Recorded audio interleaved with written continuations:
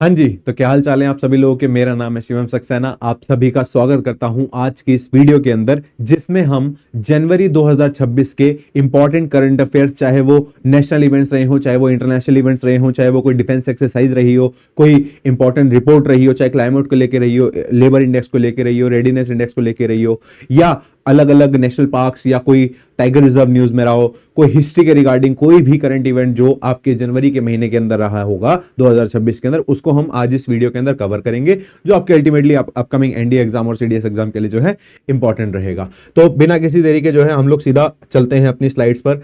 तो सबसे पहला हमें जो पॉइंट याद रखना है, दैट इज संपन्न। ये संपन्न क्या है?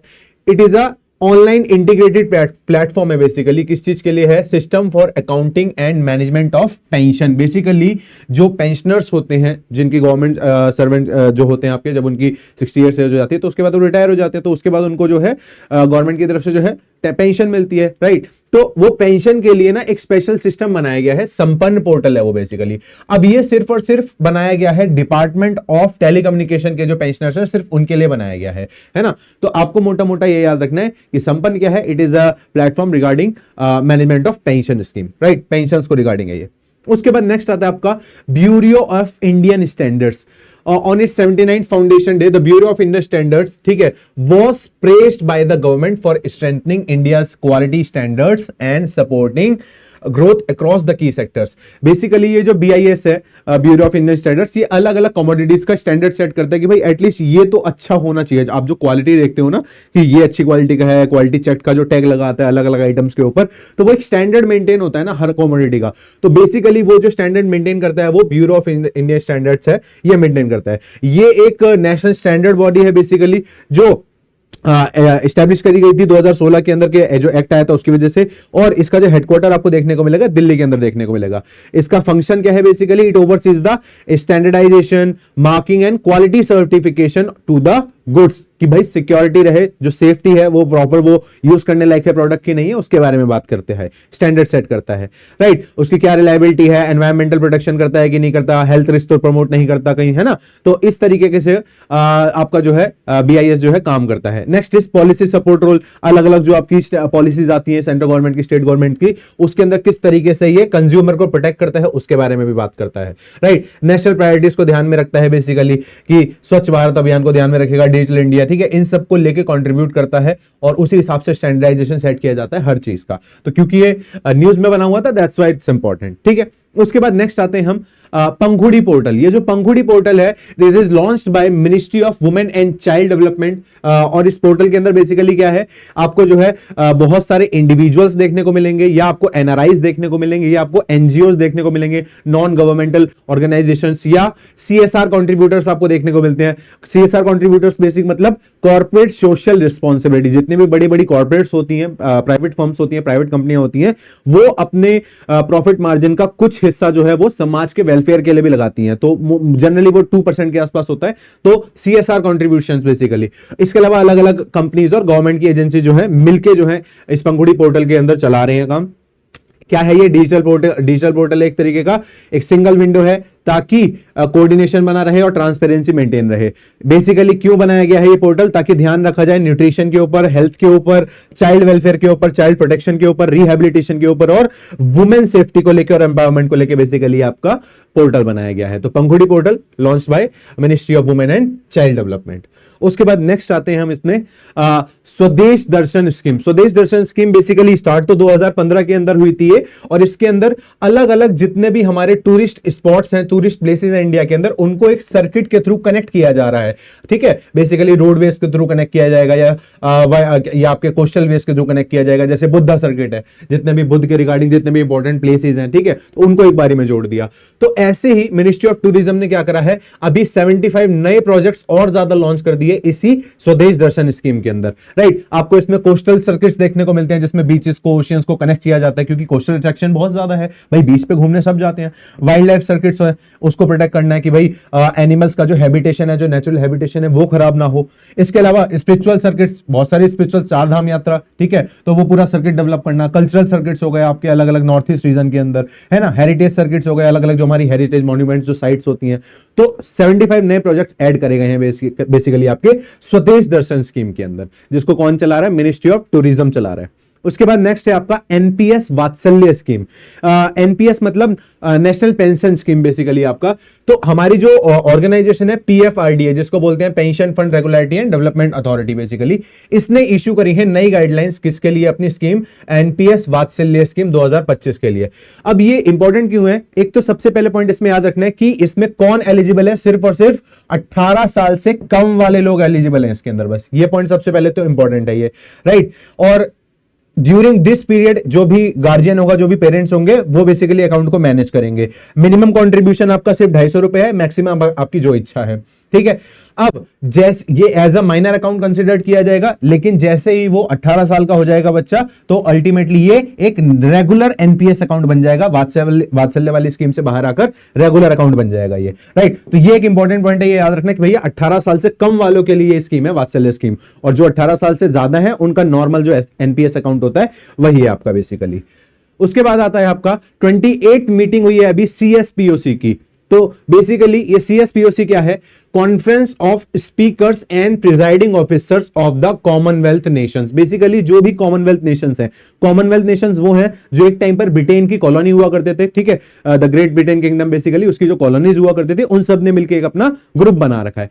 तो इनकी जो पार्लियामेंट्स होती हैं अलग अलग, उनके जो मिनिस्टर्स होते हैं, ऑफिसर्स होते हैं, प्रिसाइडिंग ऑफिसर, जैसे हमारे यहाँ लोकसभा के चेयरमैन, स्पीकर, डेप्यूटी स्पीकर होते हैं, है ना, राज्यसभा के अंदर चेयरमैन, डेप्यूटी चेयरमैन होते हैं, तो ऐसे अलग अलग देश के पार्लियामेंट के अंदर भी होते हैं। तो ये उन सब की मीटिंग है ये, ठीक है। तो ये जो मीटिंग हुई है 28 वाली सीएसपीओसी की, ये कहां पर हुई है? ये संविधान सदन मतलब हमारे न्यू दिल्ली के अंदर हुई है ये। हर बार ये जो मीटिंग होती है, ये हर 2 साल में एक बार मीटिंग होती है बेसिकली, जो एक दूसरे से बात करते हैं डायलॉग्स में, ठीक है, कि किस तरीके से भैया हम और ज्यादा पार्लियामेंट्री प्रोसीजर को इफेक्टिव बना सकते हैं, एफिशिएंट बना सकते हैं। ओरिजिन है इसका 1969 के अंदर इसको ओरिजिन किया गया था, बेसिकली स्टैब्लिश किया गया था by Lucien Lemru. Lucien Lemru जो है ये उस टाइम के कनाडा के स्पीकर हुआ करते थे बेसिकली हाउस ऑफ कॉमन्स के। इंडिया ने अभी तक सीएसपीओसी की जो मीटिंग है वो 4 बार होस्ट करी है, एक बार 70 के अंदर, एक बार 1986 के अंदर, एक बार 2010 के अंदर, और अब उसने 2026 के अंदर करी है। नेक्स्ट वाली जो मीटिंग होगी 2028 वाली, 29th वाली, वो बेटा 2028 के अंदर कहां? आपकी लंदन के अंदर देखने को मिलेगी, लेकिन करंटली वाली तो इंडिया के अंदर, दिल्ली के अंदर हुई है आपकी बेसिकली। तो working to strengthen the parliamentary democracy. उसके बाद नेक्स्ट आता है आपका, सुप्रीम कोर्ट ने रिसेंटली ना डायरेक्शंस दी हैं अलग अलग हमारी सेंट्रल गवर्नमेंट और स्टेट गवर्नमेंट की जो स्कूल्स होते हैं, राइट, और जो कॉलेजेस होते हैं, जो हायर एजुकेशन कॉलेजेस होते हैं। क्या डायरेक्शन दी है कि भाई सुसाइड रेट जो है वो काफी ज्यादा बढ़ रहा है, उसको आप प्लीज कंट्रोल कीजिए। ये स्टूडेंट सुसाइड हो जो बेसिकली, तो इसके अंदर सुप्रीम कोर्ट ने यूज करा है अपना आर्टिकल नंबर 142। अब ये आर्टिकल नंबर 142 क्या कहता है? बेसिकली ये कहता है it grants the supreme court a unique and extra ordinary power, एक एक्स्ट्रा ऑर्डिनरी पावर देता है टू इंश्योर कंप्लीट जस्टिस, की भैया आखिरी हद तक एकदम न्याय देंगे। तो क्यों सर, अभी जो हमारे करंटली लॉ है या जो संविधान के अंदर जो भी प्रोविजंस है, क्या उससे काम नहीं चल पा रहा? कभी कभी ऐसा होता है कि एग्जिस्टिंग लॉज या स्टैट्यूट्स की वजह से जो है आपके जो है एडिक्वेट रेमेडी या एडिक्वेट रिजल्ट नहीं मिल पाता। फॉर एग्जाम्पल जो सुसाइड रेट है स्टूडेंट्स के वो काफी ज्यादा बढ़ रहे थे, तो इसी चीज के लिए सुप्रीम कोर्ट ने डायरेक्शंस जारी करी हैं और आर्टिकल नंबर 142 क्लॉज 1 का यूज करते हुए बोला है कि भाई आपको नेसेसरी ये जो है काम करना पड़ेगा जो जो हम आपको बोल रहे हैं। तो वो जो डायरेक्टिव जो आए हैं बेसिकली, वो जो डायरेक्टिव्स आए हैं वो इंप्लीमेंटेशन की बात कर रहा है कि भाई यूनियन और स्टेट गवर्नमेंट को जो है प्रॉपर कम्युनिकेशन चैनल्स जो है एस्टेब्लिश करने हैं, इंस्टीट्यूशंस जो भी हैं उनको अकाउंटेबिलिटी लेनी पड़ेगी, ठीक है, क्रिएटिव एनवायरमेंट, सेफ एनवायरमेंट बनाना पड़ेगा, लर्निंग एनवायरमेंट होना चाहिए उनका, ठीक है, डेटा और रिपोर्टिंग प्रॉपर जो है उनके पास होना चाहिए ताकि जब भी मांगा जाए तो उसके ऊपर जो है कुछ रिपोर्ट तैयार की जा सके।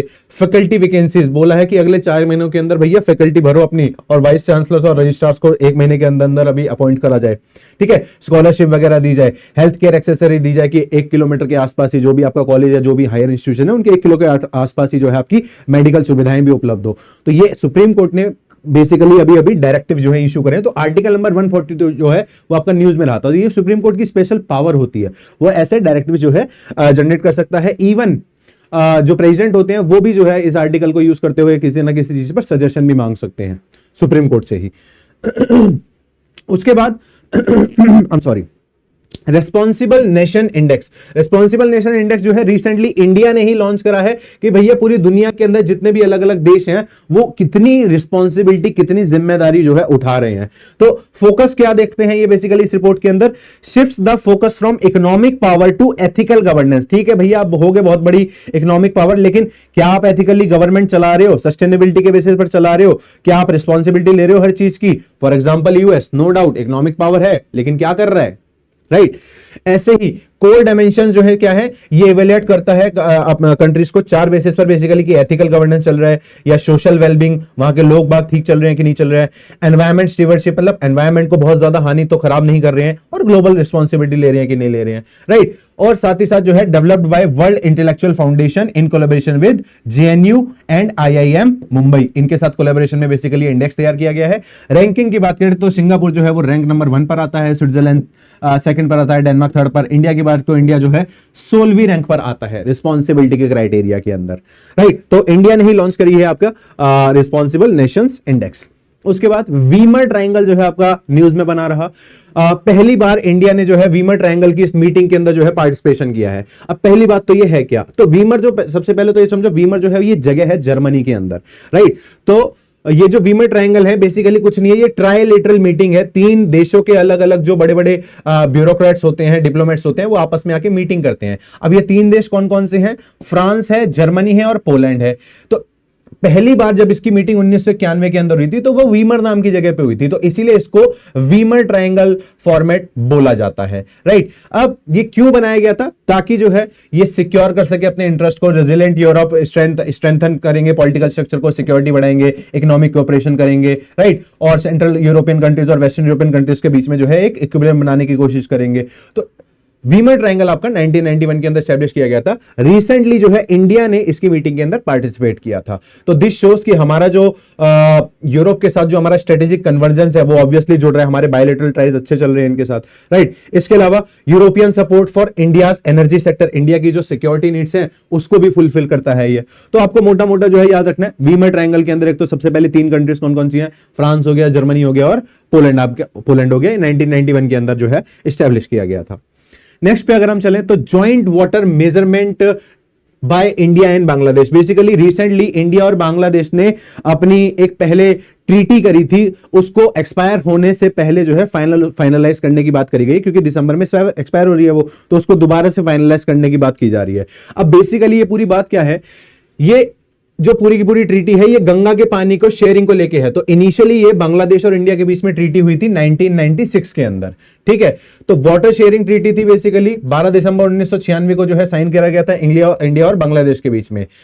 इसमें इस ट्रीटी में क्या बोला गया कि जो ये गंगा का जो पानी है पूरा का पूरा, तो आपने सुना होगा कि भाई वहां पर हमने फरक्का बैराज बना रखा है। फरक्का बैराज बेसिकली जहां पर रिजर्वायर एक तरीके का पानी को हम इकट्ठा करते हैं, और फिर यहीं से हमने हुगली नदी भी निकाली हुई है, राइट। तो ये आपको वेस्ट बंगाल के अंदर देखने को मिलेगा और बांग्लादेश बॉर्डर से कुछ 18 किलोमीटर दूर है बस ये, राइट। तो इसके अंदर ये बोला ये डिस्प्यूट क्यों खड़ा हुआ फिर जब वाटर शेयर आराम से हो रहा है तो ये जो फरक्का बैराज है 1975 के अंदर बनाया गया, ताकि हुगली रिवर जो अलग से स्ट्रीम निकाली गई है जो कि गंगा की डिस्ट्रीब्यूटरी है, ठीक है। तो वहां से इसको अलग निकाला गया, क्यों, ताकि to flush out the silt, जो सिल्ट होता है जो मिट्टी का एक छोटे छोटे कण वाले जो रूप होते हैं वो बेसिकली हटा दे, क्योंकि उससे नेविगेशन नहीं हो पाता, बोट्स वगैरह शिप वगैरह अच्छे से नहीं चल पाते, इंटरपोर्ट कनेक्टिविटी जो है अच्छे से नहीं हो पाती, राइट। तो इसमें प्रॉब्लम क्या है, फिर प्रॉब्लम यह है कि बांग्लादेश के अंदर जब गंगा नदी घुसती है तो उसी को पद्मा बोलने लगते हैं, तो वहां पर जब वो सिल्ट नहीं पहुंचेगा तो वहां पर एग्रीकल्चर प्रॉब्लम्स स्टार्ट हो जाएंगी, उतना ज्यादा फर्टिलिटी नहीं हो पाएगी। तो उसके अपने कंसर्न्स थे कि भैया ये हमारी फिशरीज और एग्रीकल्चर को खराब कर रहा है, आप लोग जो है रिवर के नेविगेशन को खराब कर रहे हैं, डिसरप्ट कर रहे हैं, तो हमारे अंदर फ्लड के चांसेस हो सकते हैं, बेसिकली कोस्टल एरियाज में सैलिनिटी बढ़ सकती है इसकी वजह से, तो उसके अपने कंसर्न्स थे। तो अल्टीमेटली जो है 1996 के अंदर ट्रीटी साइन करी गई कि ठीक है हम एक और स्ट्रीम जो है निकाल देते हैं बांग्लादेश के लिए, तो वही ये ट्रीटी है, ठीक है। तो क्योंकि न्यूज में बनी हुई थी इस वजह से मैंने बता दिया। तो फरक्का बैराज न्यूज में चल रहा है, तो ये गंगा की बेसिकली डिस्ट्रीब्यूटरी है। और एक और बात याद रखना कि गंगा जो है उसी को जो है बांग्लादेश के अंदर पद्मा बोला जाता है। यही पद्मा जो है जमुना के साथ मिलती है। ये जमुना क्या है, यही आपकी जो है ब्रह्मपुत्र रिवर है, और इन दोनों को मिला के बोला जाता है मेघना। तो ये इसका अलग अलग खैर नाम है, इनके अलग अलग स्ट्रीम्स के अलग अलग जगह पे। रिसेंटली यूएस ने बेसिकली वेनेजुएला पर जो है अटैक कर दिया है। अब जो अटैक का जो रीजन बताया गया है वो ये बोला है, बेसिकली जो एनालाइज किया जा रहा है वो ये बोला जा रहा है कि जो वेनेजुएला देश है, बेसिकली साउथ अमेरिकन नेशन के अंदर आपको देखने को मिलेगा, ये रहा बहुत बड़ा वेनेजुएला है आपका, ठीक है। इसमें दुनिया के सबसे ज्यादा ऑयल रिजर्व्स देखने को मिलते हैं, अराउंड 80%, मतलब सऊदी अरेबिया से भी ज्यादा है जिसके पास सिर्फ 16% है, रशिया के पास सिर्फ 5 से 6% है, यूएस के पास सिर्फ 4% है। मतलब वेनेजुएला के पास अकेले इतना क्रूड ऑयल रिजर्व है जितना यूएस और रशिया के पास मिला के नहीं, उससे भी ज्यादा है वेनेजुएला के पास। अपार्ट फ्रॉम दैट ये जो है 3.5%, मतलब लगभग 3.5% जो है ये ऑयल एक्सपोर्ट पूरा का पूरा कंट्रोल करता है, और ग्लोबल लेवल पे 1% कंट्रोल करता है पूरा का पूरा सप्लाईज को। तो भाई रिसोर्स का बहुत ही बड़ा भंडार है बेसिकली है ना। और आने वाले टाइम में हर एक कंट्री जिस भी कंट्री के पास ये रिसोर्सेज है, अल्टीमेटली उसी के पास जो है एफिशिएंट मेहनत रहेगा टेक्नोलॉजिकल एडवांसमेंट्स के लिए, हर तरीके की डेवलपमेंट के लिए, राइट। तो इस वजह से जो है ये इंपॉर्टेंट सेक्टर हो जाता है हर एक कंट्री के लिए। तो रिसेंटली यूएस ने जो अटैक करा है वेनेजुएला के ऊपर, तो उसके रीजन, प्रोबेबल रीजन ये है, लेकिन यूएस की तरफ से क्या बोला गया है, वो ये बोला गया कि भैया ये जो वेनेजुएला वाले हैं और जो मैक्सिको वाले हैं ना, ये क्या करते हैं, ये यहां से ड्रग ट्रैफिकिंग करते हैं, और वो भी स्टेट स्पॉन्सर्ड, मतलब वहां की गवर्नमेंट हेल्प करती है ड्रग ट्रैफिकिंग, जो अल्टीमेटली यूएस बॉर्डर्स के अंदर आते हैं। इसके अलावा वहां के जो लोग हैं वो कुछ आपको सोशलिस्ट विचारधारा के भी देखने को मिलते हैं, जो कि बिल्कुल अपोज करता है कैपिटलिज्म को, राइट। तो वो भी एक पंगा है। और तीसरा, बहुत सारा जो माइग्रेंट जो बेसिकली यहाँ के जो लोग हैं वो इलीगली माइग्रेशन करके जो है यूएस की तरफ आते हैं, तो रेफ्यूजीज लेते हैं, बहुत सारी इलीगल माइग्रेशन होता है। तो ये उन्होंने रीजन दिए, बट जो अल्टीमेट रीजन है वो तो यही है। अब वेनेजुएला क्योंकि न्यूज में बना हुआ है तो इस वजह से यहां पर कुछ आपकी इंपॉर्टेंट बातें हो जाती हैं। जैसे यहां पर आपको वेनेजुएला के अंदर लेक माराकाइबो देखने को मिलेगा। This is the largest lagoon lake of south America, ठीक है। It is a type of lagoon lake, तो ये साउथ अमेरिका के अंदर आपको जो है देखने को मिलता है, राइट। और इसके अलावा यहीं पर आपको जो है एक रिवर, सॉरी यहाँ पे जो ग्रासलैंड्स होते हैं आपके बेसिकली यहीं से बीच में से एक ओरिनोको रिवर निकल रही है, ओरिनोको रिवर यही वेनेजुएला के अंदर। और इस ओरिनोको रिवर के ऊपर आपका दुनिया का हाईएस्ट वाटरफॉल है जिसको बोलते हैं एंजल्स वाटरफॉल। एंजल्स वाटरफॉल जो है बेसिकली ये आपका हाईएस्ट वाटरफॉल ओरिनोको रिवर है ना, यही आपको वेनेजुएला के अंदर देखने को मिलता है। तो ये कुछ इंपॉर्टेंट फैक्ट जो है आप वेनेजुएला के बारे में याद रख सकते हैं। उसके बाद नेक्स्ट आता है पैक्स सिलिका। ये तो कंटिन्यूअसली कई टाइम से न्यूज में चल ही रहा है आपका। पैक्स सिलिका बेसिकली जो इनिशिएटिव है ये यूएस ने इनिशिएट किया था। पहले इंडिया को एक्सक्लूड रखा गया था इसमें से, बट इंडिया को अब जो है इनवाइट भेज दिया गया कि आप भी आ सकते हैं। ये बेसिकली जो इनिशिएटिव है ये क्रिटिकल मिनरल्स को लेके है। क्रिटिकल मिनरल्स वो होते हैं जो हमारी आज की मॉडर्न डे टेक्नोलॉजी के फॉर्मेशन के लिए, उसकी मैन्युफैक्चरिंग के लिए बहुत ही ज्यादा important as a raw material की तरह यूज किए जाते हैं। तो इंडिया के पास भी अपने जो है 30 के आसपास लिस्ट है जो कि मिनिस्ट्री ऑफ माइंस ने रिलीज कर रखी है। तो पूरा का पूरा जो है इंडिया की कैपेबिलिटी को स्ट्रॉन्ग करने के लिए पैक्स सिलिका इनिशिएटिव के अंदर अगर हमें इनवाइट किया गया है, दैट्स अ गुड थिंग, ठीक है। तो अल्टीमेटली जो है क्या होगा, इससे हम अपने थोरियम रिसोर्सेज जो भी हमारे रेडियो एक्टिव वगैरह रिसोर्सेज है उनको हम प्रॉपर यूज कर सकते हैं। एंटीमनी हो गया, ठीक है, ये सब रिसोर्सेज है बेसिकली, इसका यूज किया जाएगा हमारी टेक्नोलॉजी के अंदर एडवांसमेंट करने के लिए। ग्लोबल सप्लाई चेन को भी बेसिकली ये कंट्रोल करेगा। सेमीकंडक्टर्स को बनाने में बहुत यूज होता है। आज के जो फास्ट कंप्यूटिंग सिस्टम्स होते हैं उनके लिए बहुत यूजफुल होता है, ये एआई डेवलपमेंट के लिए यूजफुल होता है। इस वजह से जो है क्रिटिकल मिनरल्स की बात है यहाँ पर। उसके बाद नेक्स्ट आता है आपका एडवाइजरी बोर्ड ऑन डिसआर्मामेंट। तो यूनाइटेड नेशन का basically United nation general assembly का एक अलग से एक बोर्ड होता है जिसको बोलते हैं एडवाइजरी बोर्ड ऑन डिसआर्मामेंट मैटर्स। ये क्या करता है बेसिकली, ये देखता है कि ऑल ओवर द वर्ल्ड जहां पर भी कोई लड़ाई होती है, ठीक है, तो उसको किस बेसिकली वेपन्स के बेसिस पर होती है। अलग अलग हानिकारक बहुत ज्यादा हजार्डस वेपन्स भी आपको देखने को मिलते हैं। तो उनको डिसआर्मामेंट मतलब उस आर्मामेंट को खत्म करना है, थोड़ा सा कम करना है, रिड्यूस करना है, ताकि इतना ज्यादा वायलेंस ना हो, इतना ज्यादा हार्डवेयर प्रोड्यूस ना हो। तो ये जो यूनाइटेड नेशन की जो बॉडी है, उनका की जो ये बॉडी है एडवाइजरी बोर्ड ऑफ डिसआर्मामेंट मैटर्स, ये बेसिकली इस बार जो है हेड करेंगे हमारे एक सीनियर इंडियन डिप्लोमेट है डीवी वेंकटेश वर्मा, नाम याद रखना आप बेसिकली, ठीक है। अब ये जो आपका एडवाइजरी बोर्ड है डिसआर्मामेंट मैटर्स पे जो बनवाया गया था 1978 के अंदर बनवाया गया था। 15 मेंबर्स आपको इसके अंदर देखने को मिलेंगे बेसिकली।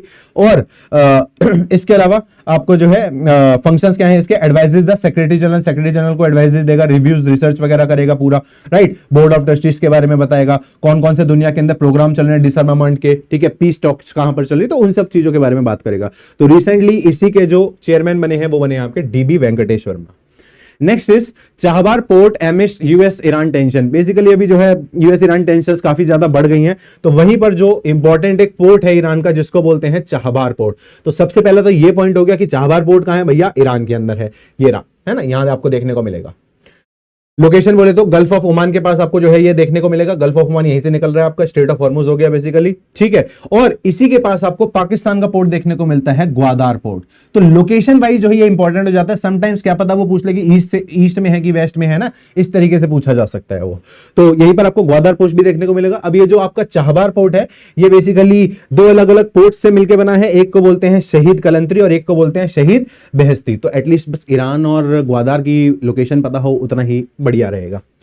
उसके बाद नेक्स्ट अगर हम बात करें बुल्गारिया ज्वाइंस यूरोजोन। तो सबसे पहली बात तो यूरोजोन क्या होता है, जो यूरोपियन यूनियन है उसके जो मेंबर्स होते हैं वो क्या करते हैं, हर एक देश की अपनी अपनी करेंसी होती है। तो यूरोजोन वो बेसिकली ऑर्गेनाइजेशन है जो यूरो को अपनी ऑफिशियल करेंसी मान के जो है पूरा का पूरा काम चलाता है। तो उन्होंने अपना ग्रुप बना रखा है, उसको यूरोजोन बोलते हैं।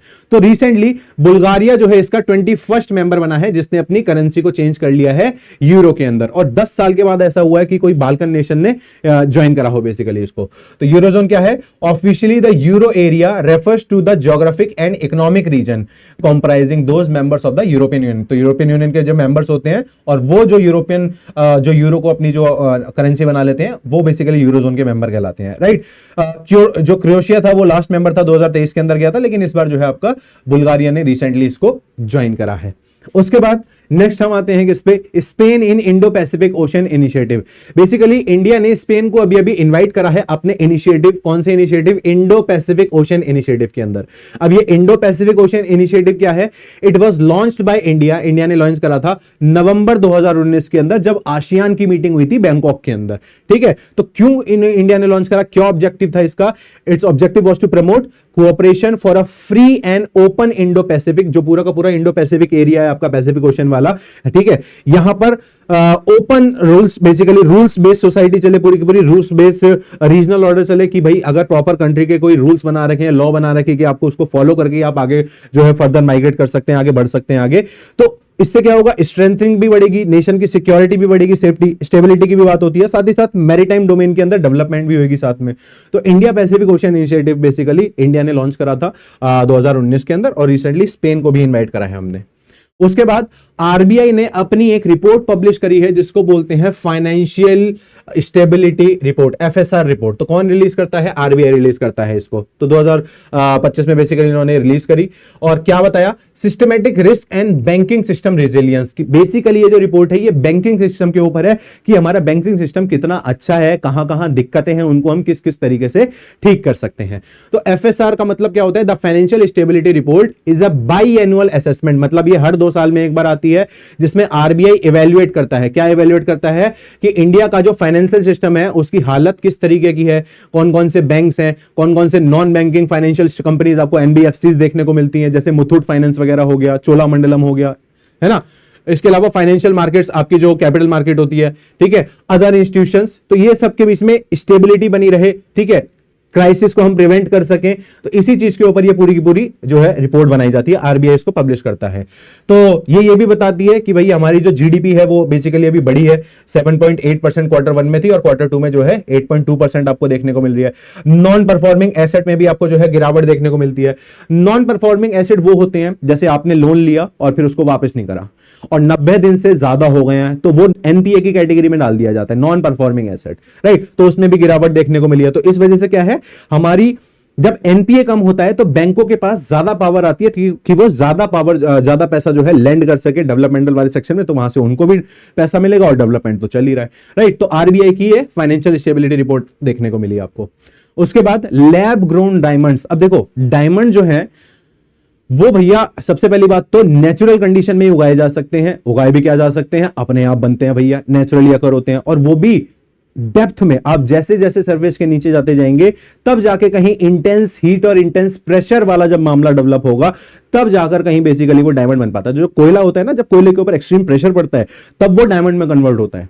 ऐसी कोयले के ऊपर अगर एक्सट्रीम टेम्परेचर बढ़ जाए तो फिर वो एंथ्रासाइट बन जाएगा, अच्छे वैरायटी का कोयला। और ज्यादा उसके ऊपर अगर टेम्परेचर बढ़ जाए तो वो ग्रेफाइट बन जाएगा, जो बेसिकली आप पेंसिल्स के अंदर यूज करते हैं। तो मतलब डायमंड बनने के लिए पहली बात तो लाखों करोड़ों साल का प्रोसेस होता है, दूसरा इंटेंस हीट और इंटेंस प्रेशर चाहिए होता है उस चीज के लिए। लेकिन अब रिसेंटली इंडिया जो है वो क्या कर रहा है, लैब ग्रोन डायमंड जो है काफी जो है न्यूज में है, क्योंकि ओपनली जो है ये 90% से ज्यादा जो है, जो 90% से ज्यादा जो है ये लैब ग्रोन डायमंड जो है आपका मार्केट के अंदर निकाल रहा है। तो हो क्या रहा है, इससे इसकी डिमांड काफी ज्यादा बढ़ रही है ग्लोबल लेवल पे अगर हम देखें तो, और इसी वजह से इसमें इन्वेस्टमेंट और फंडिंग भी आपको काफी देखने को मिल रही है। तो प्रेशर टेक्नोलॉजी क्या है, high pressure and high temperature, मतलब प्रेशर और टेम्परेचर आपको बहुत ज्यादा चाहिए, जो कि आर्टिफिशियली डेवलप किया जाता है, जैसा सेम मेंटल के अंदर देखने को मिलता है। ठीक है, उसके अलावा आपकी लेयर बाय लेयर मेथड को यूज किया जाता है। तो जो कार्बन रिच गैसेज होती हैं, जैसे मिथेन हो गया, तो ये टूट जाता है एक वैक्यूम चेंबर के अंदर और वो कार्बन के एटम्स आपस में डिपॉजिट होने लगते हैं, जो कि अल्टीमेटली क्या होगा, आपका अल्टीमेटली डायमंड का एक सीड बनेगा और वही आपका मेन जो है डायमंड बनेगा। लेयर बाय लेयर उसी के ऊपर कार्बन की कोटिंग होती जाती है ना। तो फिर इसमें और नेचुरल डायमंड में क्या फर्क होता है, इसमें आपको किसी भी तरीके की कोई प्योरिटी देखने को नहीं मिलेगी, बल्कि जो नेचुरल वाले होते हैं उसके अंदर आपको नाइट्रोजन इंप्योरिटीज देखने को मिलती हैं। ठीक है, और जो हमारी लैब ग्रोन वाली है उसमें कोई भी ऐसी इंप्योरिटी आपको देखने को नहीं मिलती है, इको फ्रेंडली होता है, कॉन्फ्लिक्ट फ्री होता है। अपार्ट फ्रॉम दैट जो है ग्रीन हाउस गैस इमिशन भी नहीं करता, क्योंकि जब आप नेचुरल डायमंड निकालते हो तो उसके लिए माइनिंग करनी पड़ती है, बहुत ज्यादा दिक्कत, हजार्डस एक्टिविटीज है बहुत ज्यादा ये। लेकिन यहां पर आपको ऐसा कुछ देखने को नहीं मिलेगा, ग्रीन हाउस इमिशन भी नहीं हो रहा है। अगर आज के मार्केट सिनेरियो की बात करें तो इंडिया जो है वो 90% के आसपास जो है पूरी दुनिया के प्रोसेस करता है, डायमंड्स पूरा कंट्रीब्यूट करता है ग्लोबल वैल्यू लेवल पे 75% देखा जाए तो। और यहीं पर जो लैब ग्रोन डायमंड्स हैं इनकी भी ग्रोथ रेट ये देखी गई है कि 12% है फिलहाल 2024 के अंदर, ये 2019 तक जाते जाते 16% तक जा सकती है। तो ये भी एक अच्छा जो है फील्ड निकल कर आ रहा है, राइट। तो लैब ग्रोन डायमंड्स का भी कॉन्सेप्ट जो है इंडिया के अंदर आपको देखने को मिलेगा। उसके बाद लैंडस्टैक। अभी लैंडस्टैक क्या होता है, बेसिकली एक प्रोग्राम है जिसको बोलते हैं digital India land record modernisation programme, इसी को DILRMP भी बोला जाता है। ये एक सेंट्रल स्कीम है, केंद्रीय सरकार की स्कीम है, जिसमें डिजिटाइज किया जा रहा है लैंड रिकॉर्ड्स को। भाई आपके पास सभी के पावर ऑफ अटॉर्नीज, घर के पेपर होते हैं, रजिस्ट्री आप लोग कराते हो, है ना, पेपर है उसके, तिजोरी में संभाल के रख दिया, चाबी लगा के रख दो, लॉक लगा के रख दो, किसी को दिख ना जाए। तो उसका डिजिटल रिकॉर्ड बनाया जा रहा है ताकि सरकार के पास तो एटलीस्ट वो रिकॉर्ड रहे, राइट। तो वो क्या कर रहे हैं, डिजिटाइजेशन किया जा रहा है। तो इसके लिए जो दो जगह चूज करी गई है लैंडस्टैक पायलट प्रोजेक्ट के लिए, एक चंडीगढ़ के अंदर और एक आपका तमिलनाडु को चूज किया गया है। लैंडस्टैक बेसिकली क्या होता है, एक ऐसा एरिया होगा जो GIS बेस्ड डिजिटल टेक्नोलॉजी लेगा, बिल्कुल मतलब जियोग्राफिकल इंफॉर्मेशन सिस्टम है, जो कि पूरा का पूरा आपका मैप्स का और लोकेशन डेटा पूरा उठाएगा, उसके क्या कोऑर्डिनेट्स हैं, है ना, कौन से लैटिट्यूड पे, कौन से लॉन्गिट्यूड पे, वो पूरा डेटा उठा के प्रॉपर आपका लैंड रिकॉर्ड रखेगा। टेक्सचुअल रिकॉर्ड भी रखेगा कि ये वाली एरिया पर्टिकुलरली किस बंदे के नाम है, ओनरशिप राइट्स और टाइटल्स वहां से आपको पता चल जाएंगे। तो गवर्नमेंट के पास भी एक पूरा का पूरा डेटा रहेगा आपका, राइट। और ऐसे सक्सेसिव मॉडल आपको बहुत सारे देशों के अंदर देखने को मिलेंगे, जैसे यूके हो गया, सिंगापुर हो गया, फिनलैंड हो गया। तो हम भी उसी डिजिटाइजेशन की प्रोसेस में जा रहे हैं। तो तमिलनाडु और Chandigarh was the pilot project cities. उसके बाद नेक्स्ट आते हैं payment regulatory board. Recently payment regulatory board को स्टैब्लिश किया गया under RBI governor Sanjay Malhotra. ठीक है, ये जो पेमेंट रेगुलेटरी बोर्ड है बेसिकली ये क्या करता है, इसने पहली बार अपनी मीटिंग अभी अभी स्टार्ट करी है। ये क्यों बनाया गया था, ताकि जो भी भारत के अंदर ये रेगुलेटिंग जो पेमेंट सिस्टम है बेसिकली इसको रेगुलेट किया जा सके। जो भी आप ऑनलाइन पेमेंट्स कर रहे हैं, ऑफलाइन पेमेंट्स कर रहे हैं, जहां पर भी पेमेंट्स कर रहे हैं ऑनलाइन, उसको रेगुलेट किया जा सके बेसिकली। तो PRB जो है ये अभी रिसेंटली बनाया गया, कौन से एक्ट के तहत, payment and settlement system act के तहत बनाया गया, जो कि 2007 के अंदर आया था। इससे पहले फिर कैसे काम चलता था, एक और बोर्ड हुआ करता था जिसको बोलते हैं BPSS, मतलब board for regulation and supervision of payment and settlement. लेकिन इस बोर्ड को हटा के अब PRB स्टैब्लिश किया गया अंडर आपका संजय मल्होत्रा, राइट। तो न्यूज में बना हुआ था PRB, तो याद रखेंगे आप लोग, RBI गवर्नर संजय मल्होत्रा जो है इसकी पहली मीटिंग के चेयर बने हुए। उसके बाद ग्लोबल मिनिमम टैक्स। ये ग्लोबल मिनिमम टैक्स क्या होता है बेसिकली, देखो बहुत सारी MNCs होती हैं, हाँ बहुत सारी बड़ी बड़ी मल्टीनेशनल कंपनीज मतलब जो सिर्फ एक कंट्री के अंदर नहीं, अलग अलग कंट्रीज के अंदर जो है अपना ऑपरेशनलाइज कर रही है अपना सारा का सारा काम। तो होता क्या है तो यहां से ऑब्वियसली टैक्स मिलता है गवर्नमेंट को, जहां पर वो सेटअप कर रही है वहां पर भी टैक्स देना पड़ता है, और जो इनकी खुद की गवर्नमेंट होती है अपनी होम स्टेट वाली, वहां पर भी टैक्स इनको देना पड़ता है ना, कॉर्पोरेट टैक्स वगैरह और इंपोर्ट एक्सपोर्ट टैक्स वगैरह। तो होता क्या है, इससे कंपनीज का प्रॉफिट मार्जिन कम होता है, तो वो क्या करती है, वो ऐसी जगह देखती है जहां पर जो है आप शेल कंपनीज अपनी ही सब्सिडरीज कंपनी बना देती है और अपना प्रॉफिट जो है वहां ट्रांसफर कर देती है, क्योंकि कंपैरेटिवली ऐसे बहुत सारे आइलैंड्स होते हैं जहां पर कोई टैक्सेशन सिस्टम उतना ज्यादा लगता नहीं है, इकोनॉमिक एक्सक्लूसिव जोन्स होते हैं वो सारे। तो होता क्या है कि ऐसी शेल कंपनी सब्सिडीज बनाई जाती है जिसमें प्रॉफिट वहां दिखा दिया जाता है, और यहां पर जो है जो मेन कंपनी होती है वो अपना डेटा गवर्नमेंट को देती है कि भैया इतना तो प्रॉफिट ही नहीं हुआ हमारा, तो सरकार को पैसा नहीं जाएगा। तो इसीलिए क्या होता है, इस प्रॉफिट गैप को बचाने के लिए एक ग्लोबल मिनिमम टैक्स जो है वो लगाया जा रहा है, दैट इज 15%। तो जितनी भी एमएनसीज हैं, ठीक है, जितनी भी एमएनसीज हैं जो कि अलग अलग मल्टीनेशंस के अंदर ऑपरेट करती हैं, उनको अब एक 15% का एक फिक्स वैल्यू है ग्लोबल मिनिमम टैक्स जो है आपको देना पड़ेगा। तो ये एमएनसीज के लिए है बेसिकली, राइट। तो ये किसने बेसिकली इशू करा, the organisation for economic cooperation and development, OECD है, ये एक ग्लोबल बॉडी है जो क्या प्रमोट करती है, इकोनॉमिक कोऑपरेशन प्रमोट करती है, और पॉलिसी किस तरीके से चलेगी अलग अलग देश के बीच में उसको पूरा कोऑर्डिनेट करती है। तो इसी ने अभी फाइनल किया है इस एग्रीमेंट को, और बेसिकली जो है 15% का जो है ग्लोबल मिनिमम टैक्स जो है आपको देखने को मिलेगा यहां पर, ठीक है। अब इसके अंदर आपको मोस्टली ये जो ओसीईडी नेशंस है ना, इसमें सारे के सारे ये डेवलप्ड नेशन है, 38 मेंबर्स हैं, but all are mostly developed nation. इसका हेडक्वार्टर आपको पेरिस के अंदर देखने को मिलेगा। इंडिया इसका मेंबर नहीं है, ठीक है, लेकिन फिर भी इनकी जो डिस्कशंस होती हैं, उनके जो डायलॉग्स होते हैं, उसके अंदर इंडिया जो है पार्टिसिपेट जरूर करता है, कि ताकि हमें भी पता चलता रहे कि भाई इंटरनेशनल टैक्सेशन सिस्टम कैसा है, ताकि उसके बेसिस पर हम अपने इंपोर्ट एक्सपोर्ट्स की पॉलिसी को जो है डिटरमाइन कर सकें। तो ग्लोबल मिनिमम टैक्स। उसके बाद नेक्स्ट आता है world economic situation and prospect, WESP। ये बेसिकली एक फ्लैगशिप रिपोर्ट है, हर साल आती है जो बेसिकली, ठीक है। तो इस बार पहली बार आई है, कौन लेके आया है इसको, United nation department of economic and social affairs, इसी को UNDESA भी बोलते हैं। ये यूनाइटेड नेशन की वो बॉडी है जो एनालाइज करती है कि ग्लोबल लेवल पे क्या इकोनॉमिक ट्रेंड्स चल रहे हैं, ठीक है। It assesses the global and national economic performance and highlight risk policies challenges. Basically अलग अलग नेशंस की इकोनॉमिक्स को स्टडीज किया जाता है कि क्या ट्रेंड है इनकी डेवलपमेंट का, कहां पर किस तरीके से डेवलप हो रहा है, प्राइमरी सेक्टर में, सेकेंडरी सेक्टर में, या टर्शियरी सेक्टर के अंदर, या क्वाटरनरी सेक्टर्स के अंदर किस तरीके से डेवलपमेंट चला है अलग अलग तरीके से, या जहां पर डेवलपमेंट नहीं चला तो वहां पर क्या प्रॉब्लम्स हैं, और डेवलपमेंट अगर हो भी रहा है तो उसके रिस्क क्या है ना। तो ये सब चीजों को पूरा का पूरा जो है रिपोर्ट पब्लिश कर रहा है, किसके द्वारा, UNDESA के द्वारा। अगर की हाइलाइट्स की बात करें तो ये बताया गया है कि भैया इंप्रूव थोड़ा थोड़ा तो हो ही रहा है, 2019 बेसिकली 2027 तक आते आते 2.9% और बढ़ेंगे हम। वीक और बहुत ही अनइवन रिकवरी आपको देखने को मिल रही है, कोई बहुत ज्यादा फास्ट रिकवरी नहीं है, पूरे दुनिया के अंदर ही ग्रोथ रेट स्लो चल रहा है बेसिकली। उसके अलावा इंडिया की ग्रोथ की बात करें तो इन्होंने ये बोला है कि 2025-26 के अंदर जो इंडिया का जो ग्रोथ रेट रहेगा वो 6.6% रहेगा। ये डाउन हुआ है पिछले साल से 7.4% से, तो ग्रोथ रेट डाउन हुआ है अकॉर्डिंग टू दिस रिपोर्ट। क्यों ग्रोथ रेट डाउन हुआ है, क्योंकि भाई एक तो यूएस ईरान के टेंशन चल रही है, और इसी की वजह से यूएस ने इंडिया के ऊपर बहुत सारे टैरिफ्स भी लगाए हैं, तो उसकी वजह से भी ग्रोथ रेट में थोड़ा सा चेंज आपको देखने को मिलेगा। तो खैर मोटा मोटा ये याद रखना है कि किसने बेसिकली ये रिपोर्ट पब्लिश करी है, तो UNDESA ने बेसिकली ये रिपोर्ट पब्लिश करी है।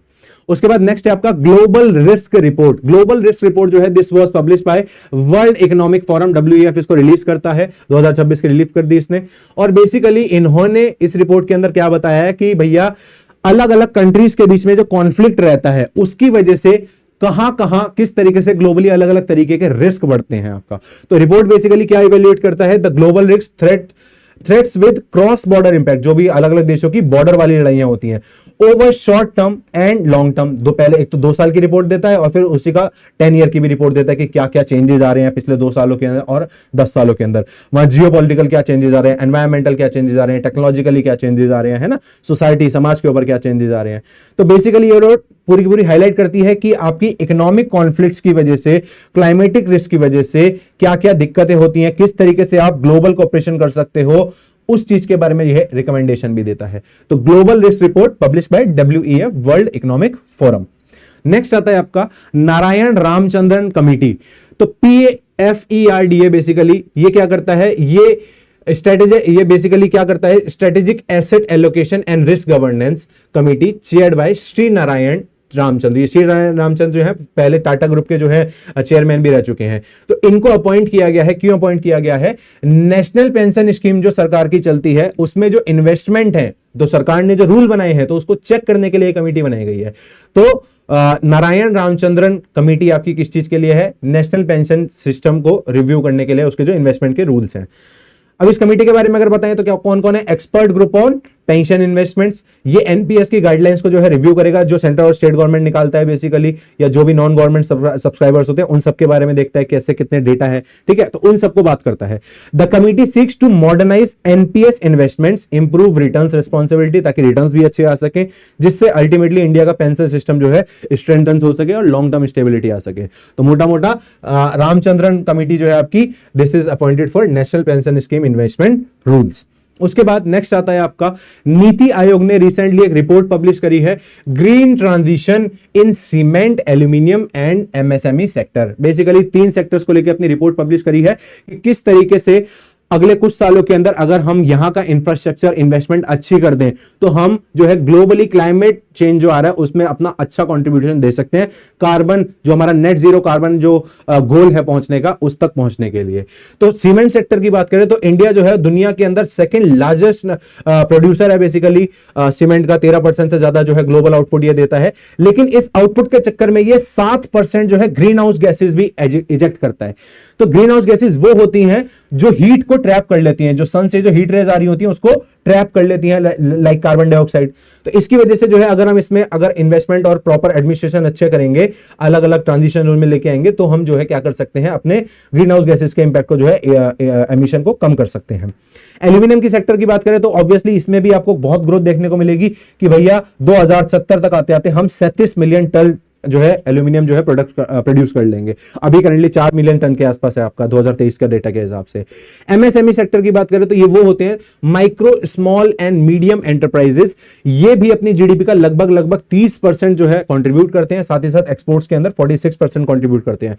During this whole process carbon emission बहुत होता है, ग्रीन हाउस एमिशन बहुत होता है, तो उसी को कंट्रोल करने के लिए कुछ आपकी रिपोर्ट पब्लिश की गई है कि हम अगर इनको इस तरीके से और अच्छे तरीके से एफिशिएंटली यूज करते हैं, अपना सिस्टम को एडमिनिस्ट्रेशन को अच्छी तरीके से एफिशिएंटली यूज करते हैं, राइट, प्रॉपर मैनेजमेंट के साथ, प्रॉपर सुपरविजन के साथ, ठीक है, साइंटिफिक वैल्यू के साथ, तो जो है हम अपने ग्लोबल एमिशंस को जो है कम कर सकते हैं, जो कि अल्टीमेटली क्लाइमेट रिस्क के मैनेजमेंट की तरफ जाएगा। तो नीति आयोग की रिपोर्ट है, जरूर याद रखेंगे। बस एटलीस्ट किसने रिपोर्ट पब्लिश करी है वही पता हो, ये तो कॉन्टेक्स्ट में हमें थोड़ा सा जान ले तो अच्छी बात रहती है। उसके बाद India first open sea marine farming project, fish farming project, India ने अभी लॉन्च करा है अपना पहला open sea marine fish project. कहां पर? अंडमान निकोबार के अंदर, बेसिकली अंडमान निकोबार आइलैंड्स में, नॉर्थ में आपको देखने को मिलेगा। Marking a shift towards offshore aquaculture.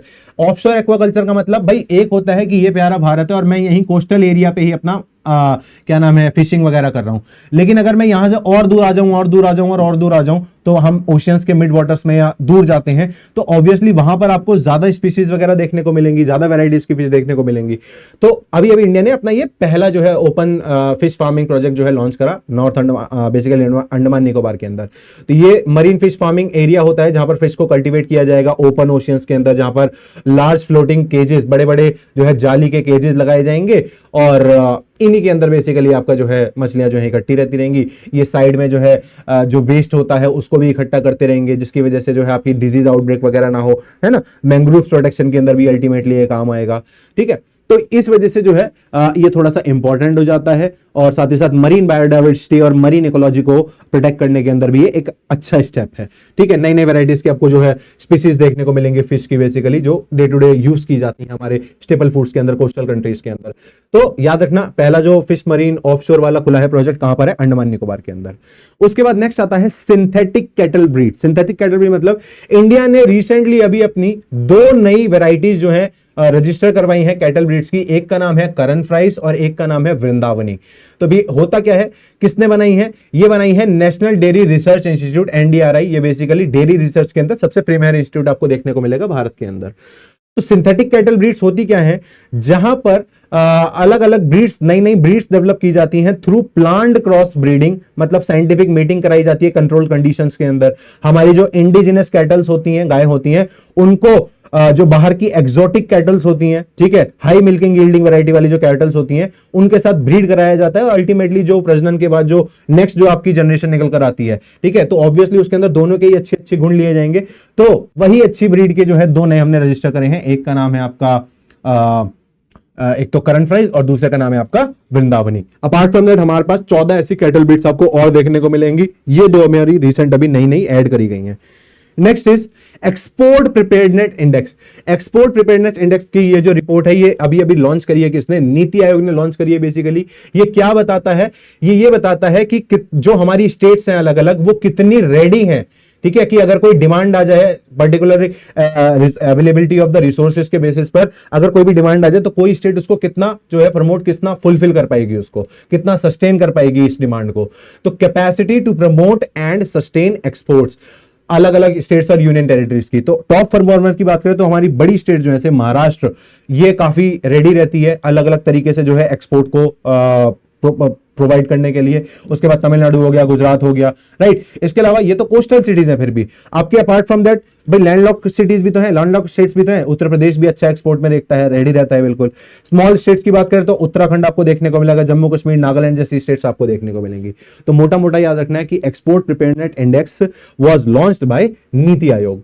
उसके बाद नेक्स्ट आता है आपका elevated wild life corridor on Kaziranga. Basically Kaziranga national park जो है आपका असम के अंदर, वहां पर ये पूरी की पूरी नेचुरल हैबिटेट, एक बहुत बड़ा नेशनल पार्क है, टाइगर रिजर्व भी है, राइट। तो यहां पर जो है हमें जो है कंस्ट्रक्शन करनी है, रोड की कंस्ट्रक्शन करनी है, तो उसके लिए क्या करना पड़ेगा? ये जंगल काटने पड़ेंगे, उससे तो नेचुरल हैबिटेशन खराब होएगा वहां की स्पीसीज का। तो वहां पर एक एलिवेटेड हाई रोड बनाई जा रही है, राइट, लगभग 35 किलोमीटर की। प्राइम मिनिस्टर ने अभी उसको जो है इनॉग्रेट करा है to safeguard wildlife during the flood and improve connectivity. Flood से भी बचाएगा और कनेक्टिविटी भी इंप्रूव करेगा और वाइल्ड लाइफ को भी दिक्कत नहीं होगी। तो ये जो काजीरंगा नेशनल पार्क है ये आपको ब्रह्मपुत्र वैली के फ्लड प्लेन्स पे देखने को मिलेगा। फ्लड प्लेन्स का बेसिक मतलब होता है जब भी नदी बहती है तो उसके आसपास का जो एरिया होता है जहां पर मिट्टी इकट्ठी होती है, वहां पर जो ग्रासलैंड्स डेवलप होते हैं उन्हीं को फ्लड प्लेन्स बोला जाता है, राइट। तो यहां पर क्या होगा आपका? बेसिकली एलिवेटेड कॉरिडोर बनाया जा रहा है और ये जो पूरा का पूरा जो आपका काजीरंगा नेशनल पार्क है, यहां पर 70% of the world's one horned rhinoceros यहीं पर एग्जिस्ट करते हैं। मतलब पूरी दुनिया के अंदर राइनोसोरस की कुल मिला के 5 प्रजातियां हैं। उनमें से भी जो सिंगल हॉर्न वाले जो राइनोसोरस होते हैं, उसमें जितना भी पॉपुलेशन बचा उसमें से 70% जो है आपको यहां काजीरंगा के अंदर देखने को मिलती है। ये एक वल्नरेबल स्पीशीज है बेसिकली। इसी काजीरंगा नेशनल पार्क को जो है 1974 के अंदर नेशनल पार्क का दर्जा दिया गया।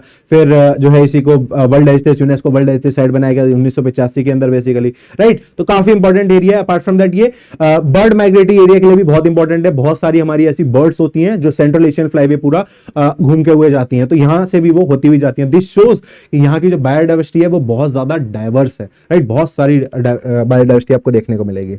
उसके बाद नेक्स्ट आता है Hirakud wetland emerges as a major migratory bird haven. पहली बात तो ये हीराकुड कहां पर है? सर ये आपको उड़ीसा के अंदर देखने को मिलेगा। डैम है जो कि महानदी के ऊपर बना रखा है, रिजर्वायर है एक तरीके का। तो ऑब्वियसली जहां पानी इकट्ठा करा है तो कुछ जगह आप जो है डैम को हाइड्रो इलेक्ट्रिसिटी के लिए यूज करोगे, इरिगेशन के लिए यूज करोगे। अपार्ट फ्रॉम दैट ये एक तरीके का वेटलैंड भी है, इसके पानी से एक जो है लेक भी बना रखा है बेसिकली। तो होता क्या है कि ये जो हीराकुड वेटलैंड है जो कि आपको संबलपुर डिस्ट्रिक्ट उड़ीसा के अंदर देखने को मिलेगा, ये यहां पाया गया कि भाई यहां पर इस साल लगभग 4,20,000 माइग्रेटोरी बर्ड्स आई हैं अलग अलग स्पीशीज की।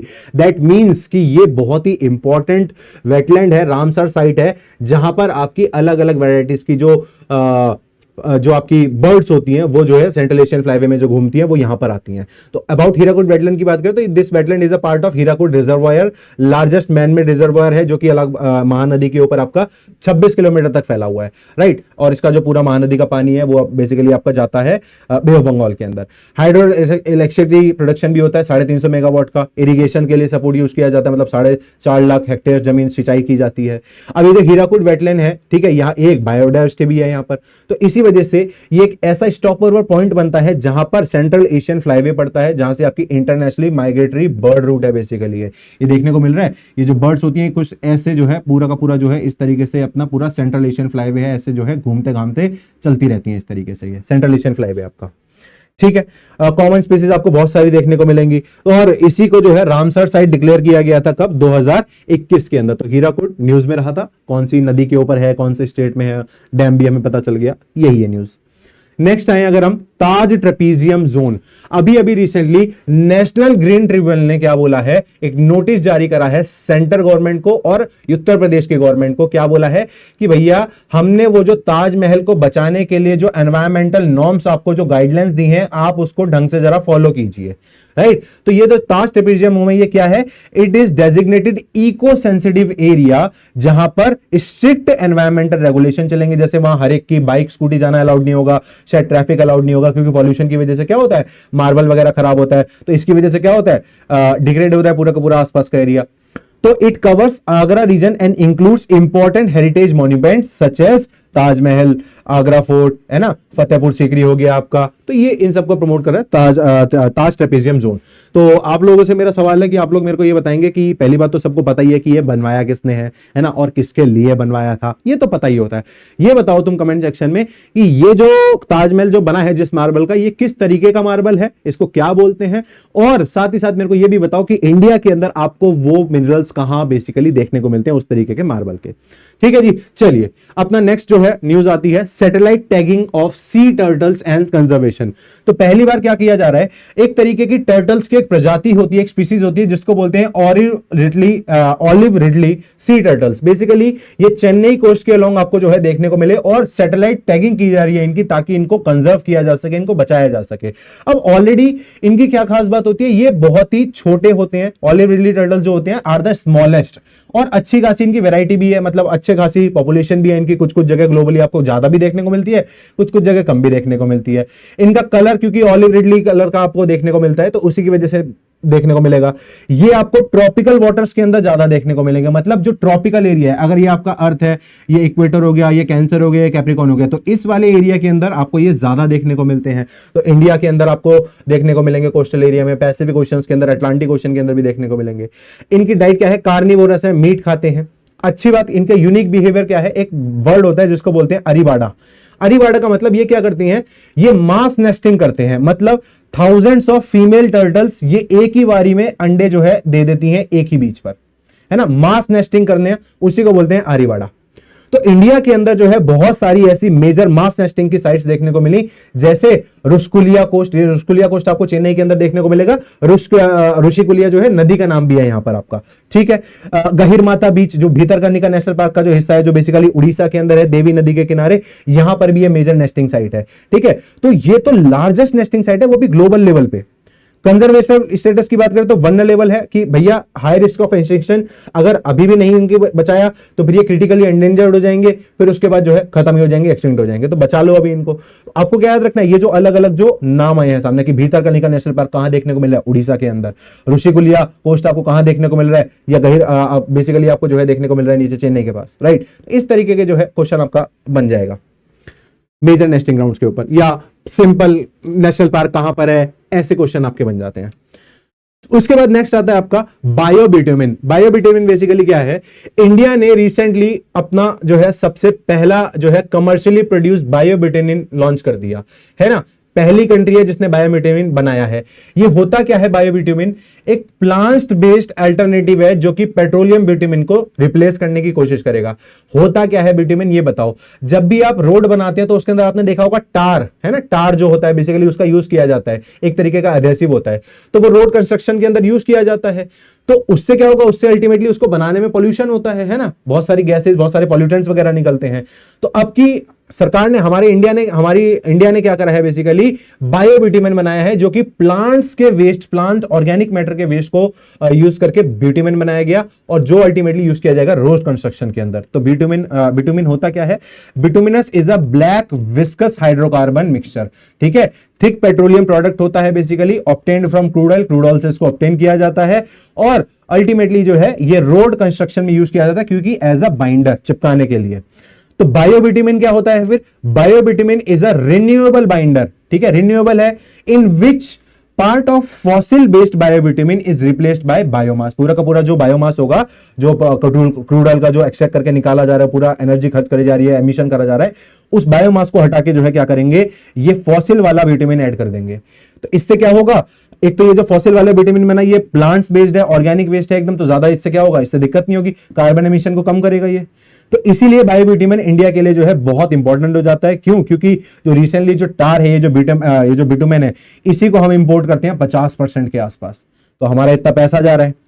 ठीक है, तो इसकी वजह से क्या होगा, जब हम ये बायोबिट्यूमेन यूज करेंगे तो हमारी इंपोर्ट्स जो है बाकी चीजों पे बढ़ जाएंगे, जिससे अल्टीमेटली हम अपना डेवलपमेंट करेंगे। तीसरा, ये क्या करता है, प्रिवेंट क्रॉप रेजिड्यू बर्निंग। जो क्रॉप के जो बचे कुचा जो रेजिड्यू होता है भाई, उसको जलाते हैं, है ना, पराली वगैरह आपने देखा विंटर्स के टाइम पर दिल्ली और इधर कितना पोल्यूशन हो जाता है, तो ये उसको भी रोकेगा, अल्टीमेटली पोल्यूशन को, एयर पोल्यूशन को भी कंट्रोल करने की बात कर रहा है। साथ ही साथ सर्कुलर इकोनॉमी को प्रमोट करता है कि हमने तो वेस्ट का ही यूज करा है ना, वेस्ट को ही बेसिकली, वेस्ट रिसोर्स को ही रीयूज करा है हमने। ठीक है, तो क्लाइमेटिक फ्रेंडली है पूरा पूरा आपका, तो बायोबिट्यूमेन जो है आपका चर्चा में रहा।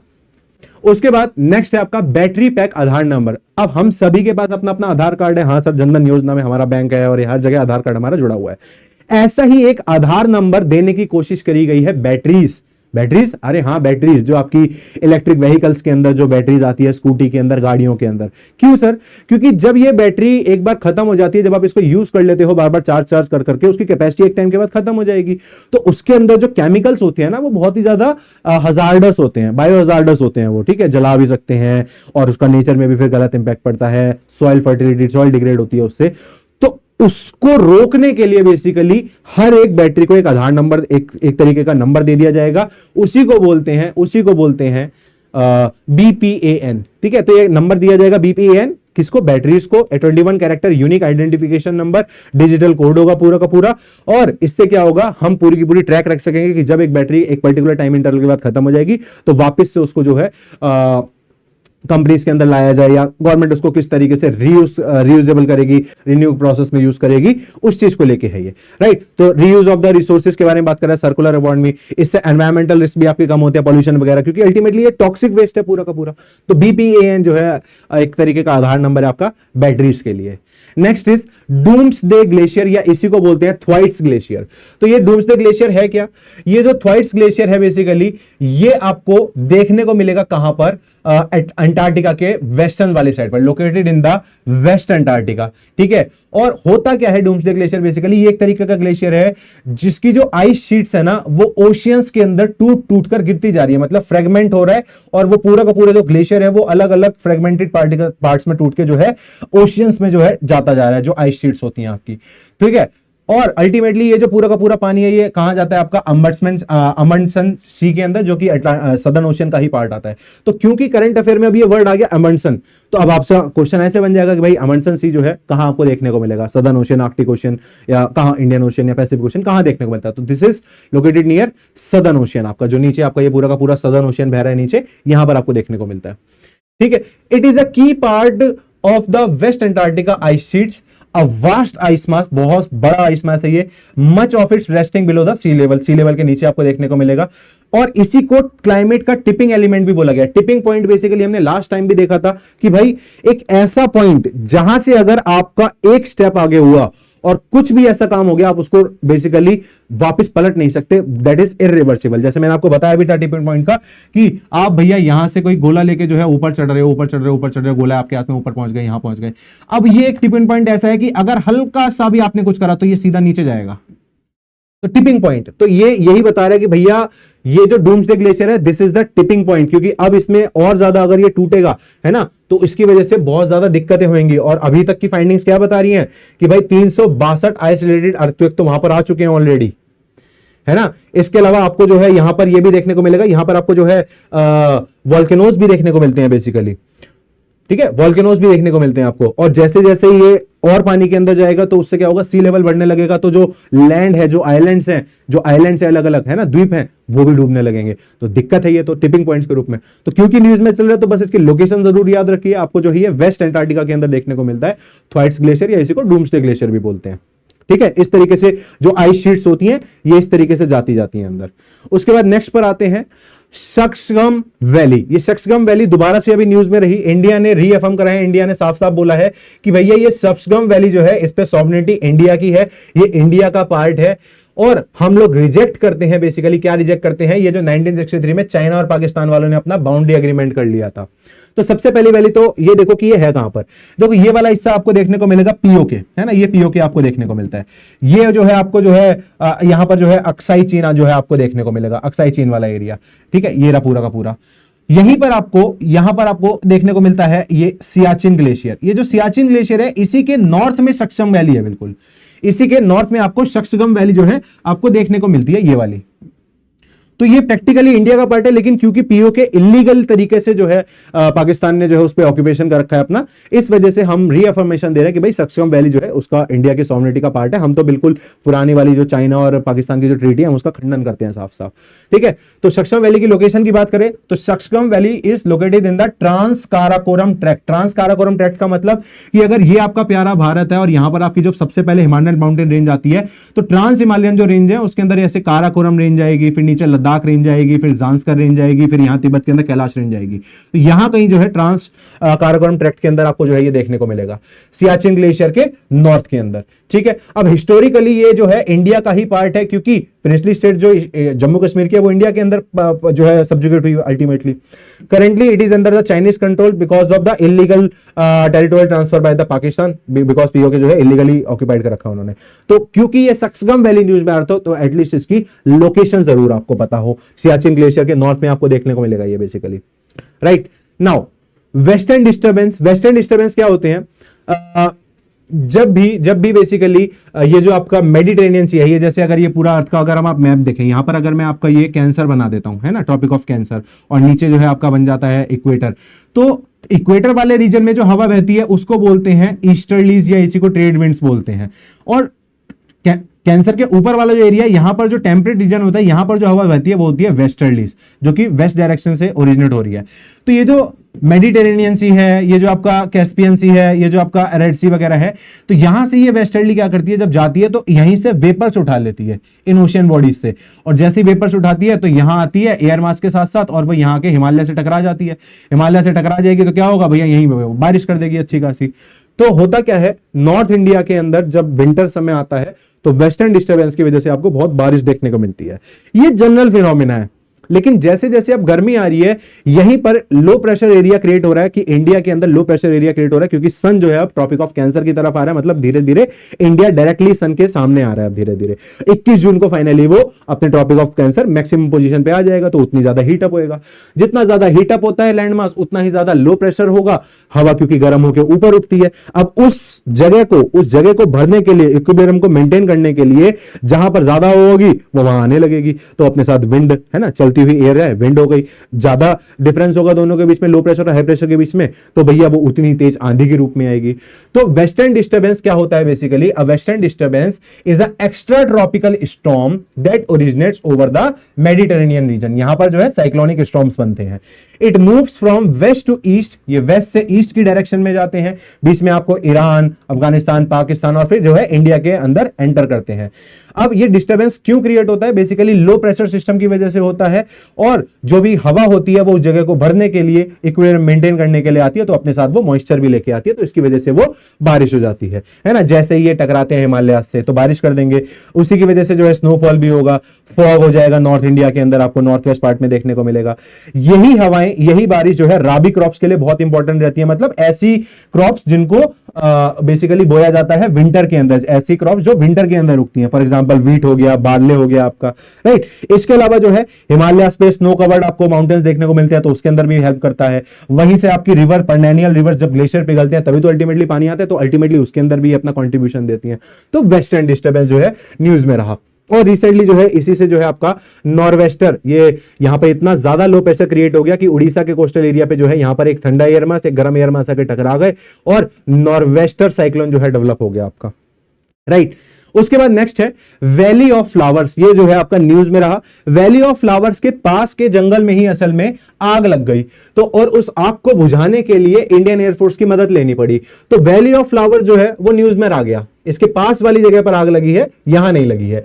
तो वैली ऑफ फ्लावर्स की बात करें तो valley of flowers is located in Chamoli district in Uttarakhand. तो पहले तो याद रखना कि valley of flower national park आपको कहां देखने को मिलेगा, उत्तराखंड के अंदर आपको देखने को मिलेगा, जो कि पार्ट है नंदा देवी बायोस्फीयर रिजर्व का। तो हमें क्या पता चल गया कि अगर आप वैली ऑफ फ्लावर्स या नंदा देवी बायोस्फीयर की बात कर रहे हो तो कहां पर है ये? उत्तराखंड के अंदर आपको देखने को मिलेगा, राइट। यहां पर आपको बहुत सारे अल्पाइन इकोसिस्टम देखने को मिलेंगे। अल्पाइन मतलब जैसे जैसे आप ऑल्टीट्यूड में ऊपर जाते जाएंगे वैसे वैसे स्पीसीज चेंज हो जाती है। हाई एल्टीट्यूड वाले एरिया में जो इकोसिस्टम होता है उसी को बोलते हैं अल्पाइन इकोसिस्टम। अब ये जो है 1982 के अंदर जो है नेशनल पार्क बनाया गया, उसके बाद 2005 के अंदर इसी को यूनेस्को वर्ल्ड हेरिटेज साइट भी घोषित किया गया, राइट। तो इंपॉर्टेंट है, यहां पर आपको अलग अलग वैरायटीज के जो है ये फूल देखने को मिलते हैं, ट्यूलिप्स वगैरह जो है यहां पर डेवलप होते हैं आपके, ठीक है। तो वैली ऑफ नेशनल पार्क की लोकेशन स्टेट जो है इंपॉर्टेंट हो जाती है, नंदा देवी बायोस्फीयर रिजर्व का पार्ट है ये। नेक्स्ट अगर हम आते हैं कामचातका पेनिनसुला, ये कामचातका पेनिनसुला, सबसे पहली बात तो लोकेशन देखो कहां पर है। अगर ये आपका पूरा का पूरा रशिया है तो रशिया का बिल्कुल वो जो ईस्ट वाला पार्ट है ये, तो ये है कामचातका पेनिनसुला, ऑरेंज कलर का जो आपको दिख रहा है ना। पेनिनसुला क्या होता है? पेनिनसुला एक ऐसा लैंडमास होता है जो तीन तरफ से पानी से घिरा हुआ होता है, तो ये भी तीन तरफ से पानी से घिरा हुआ है। तो पहली बात तो इसकी लोकेशन देखो, Kamchatka is a famous part of Russia Far Eastern Federal District, बिल्कुल ईस्ट साइड में देखने को मिलेगा, राइट। अब पॉपुलेशन भी यहां आपको लगभग 3-3.5 लाख की देखने को मिलती है।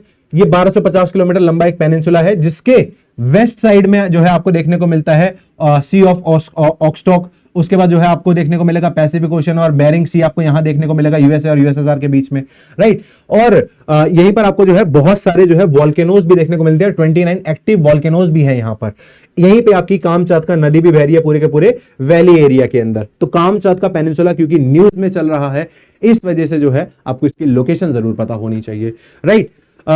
न्यूज में भी क्यों चल रहा है सर ये? क्योंकि भैया तुम देख रहे हो जैसे जैसे आप इक्वेटर से दूर जाते जाते हो, पोल के पास आते जाते हो, वैसे वैसे आपकी जो ठंड है वो बढ़ती जाती है क्योंकि इंसोलेशन कम होता है। तो इसी की वजह से क्या हो रहा है, यहां पर हैवी स्नोफॉल हो गया है कामचातका पेनिनसुला में, जिसकी वजह से सारी की सारी रोड्स, सारे के सारे जो घर हैं वो भैया दब गए हैं बर्फ के अंदर, स्नोफॉल के अंदर, है ना। तो इसकी वजह से पूरा शहर एकदम स्टैंड स्टिल, एकदम रुक सा गया है। तो इस वजह से जो है कामचातका पेनिनसुला आपका न्यूज में रहा।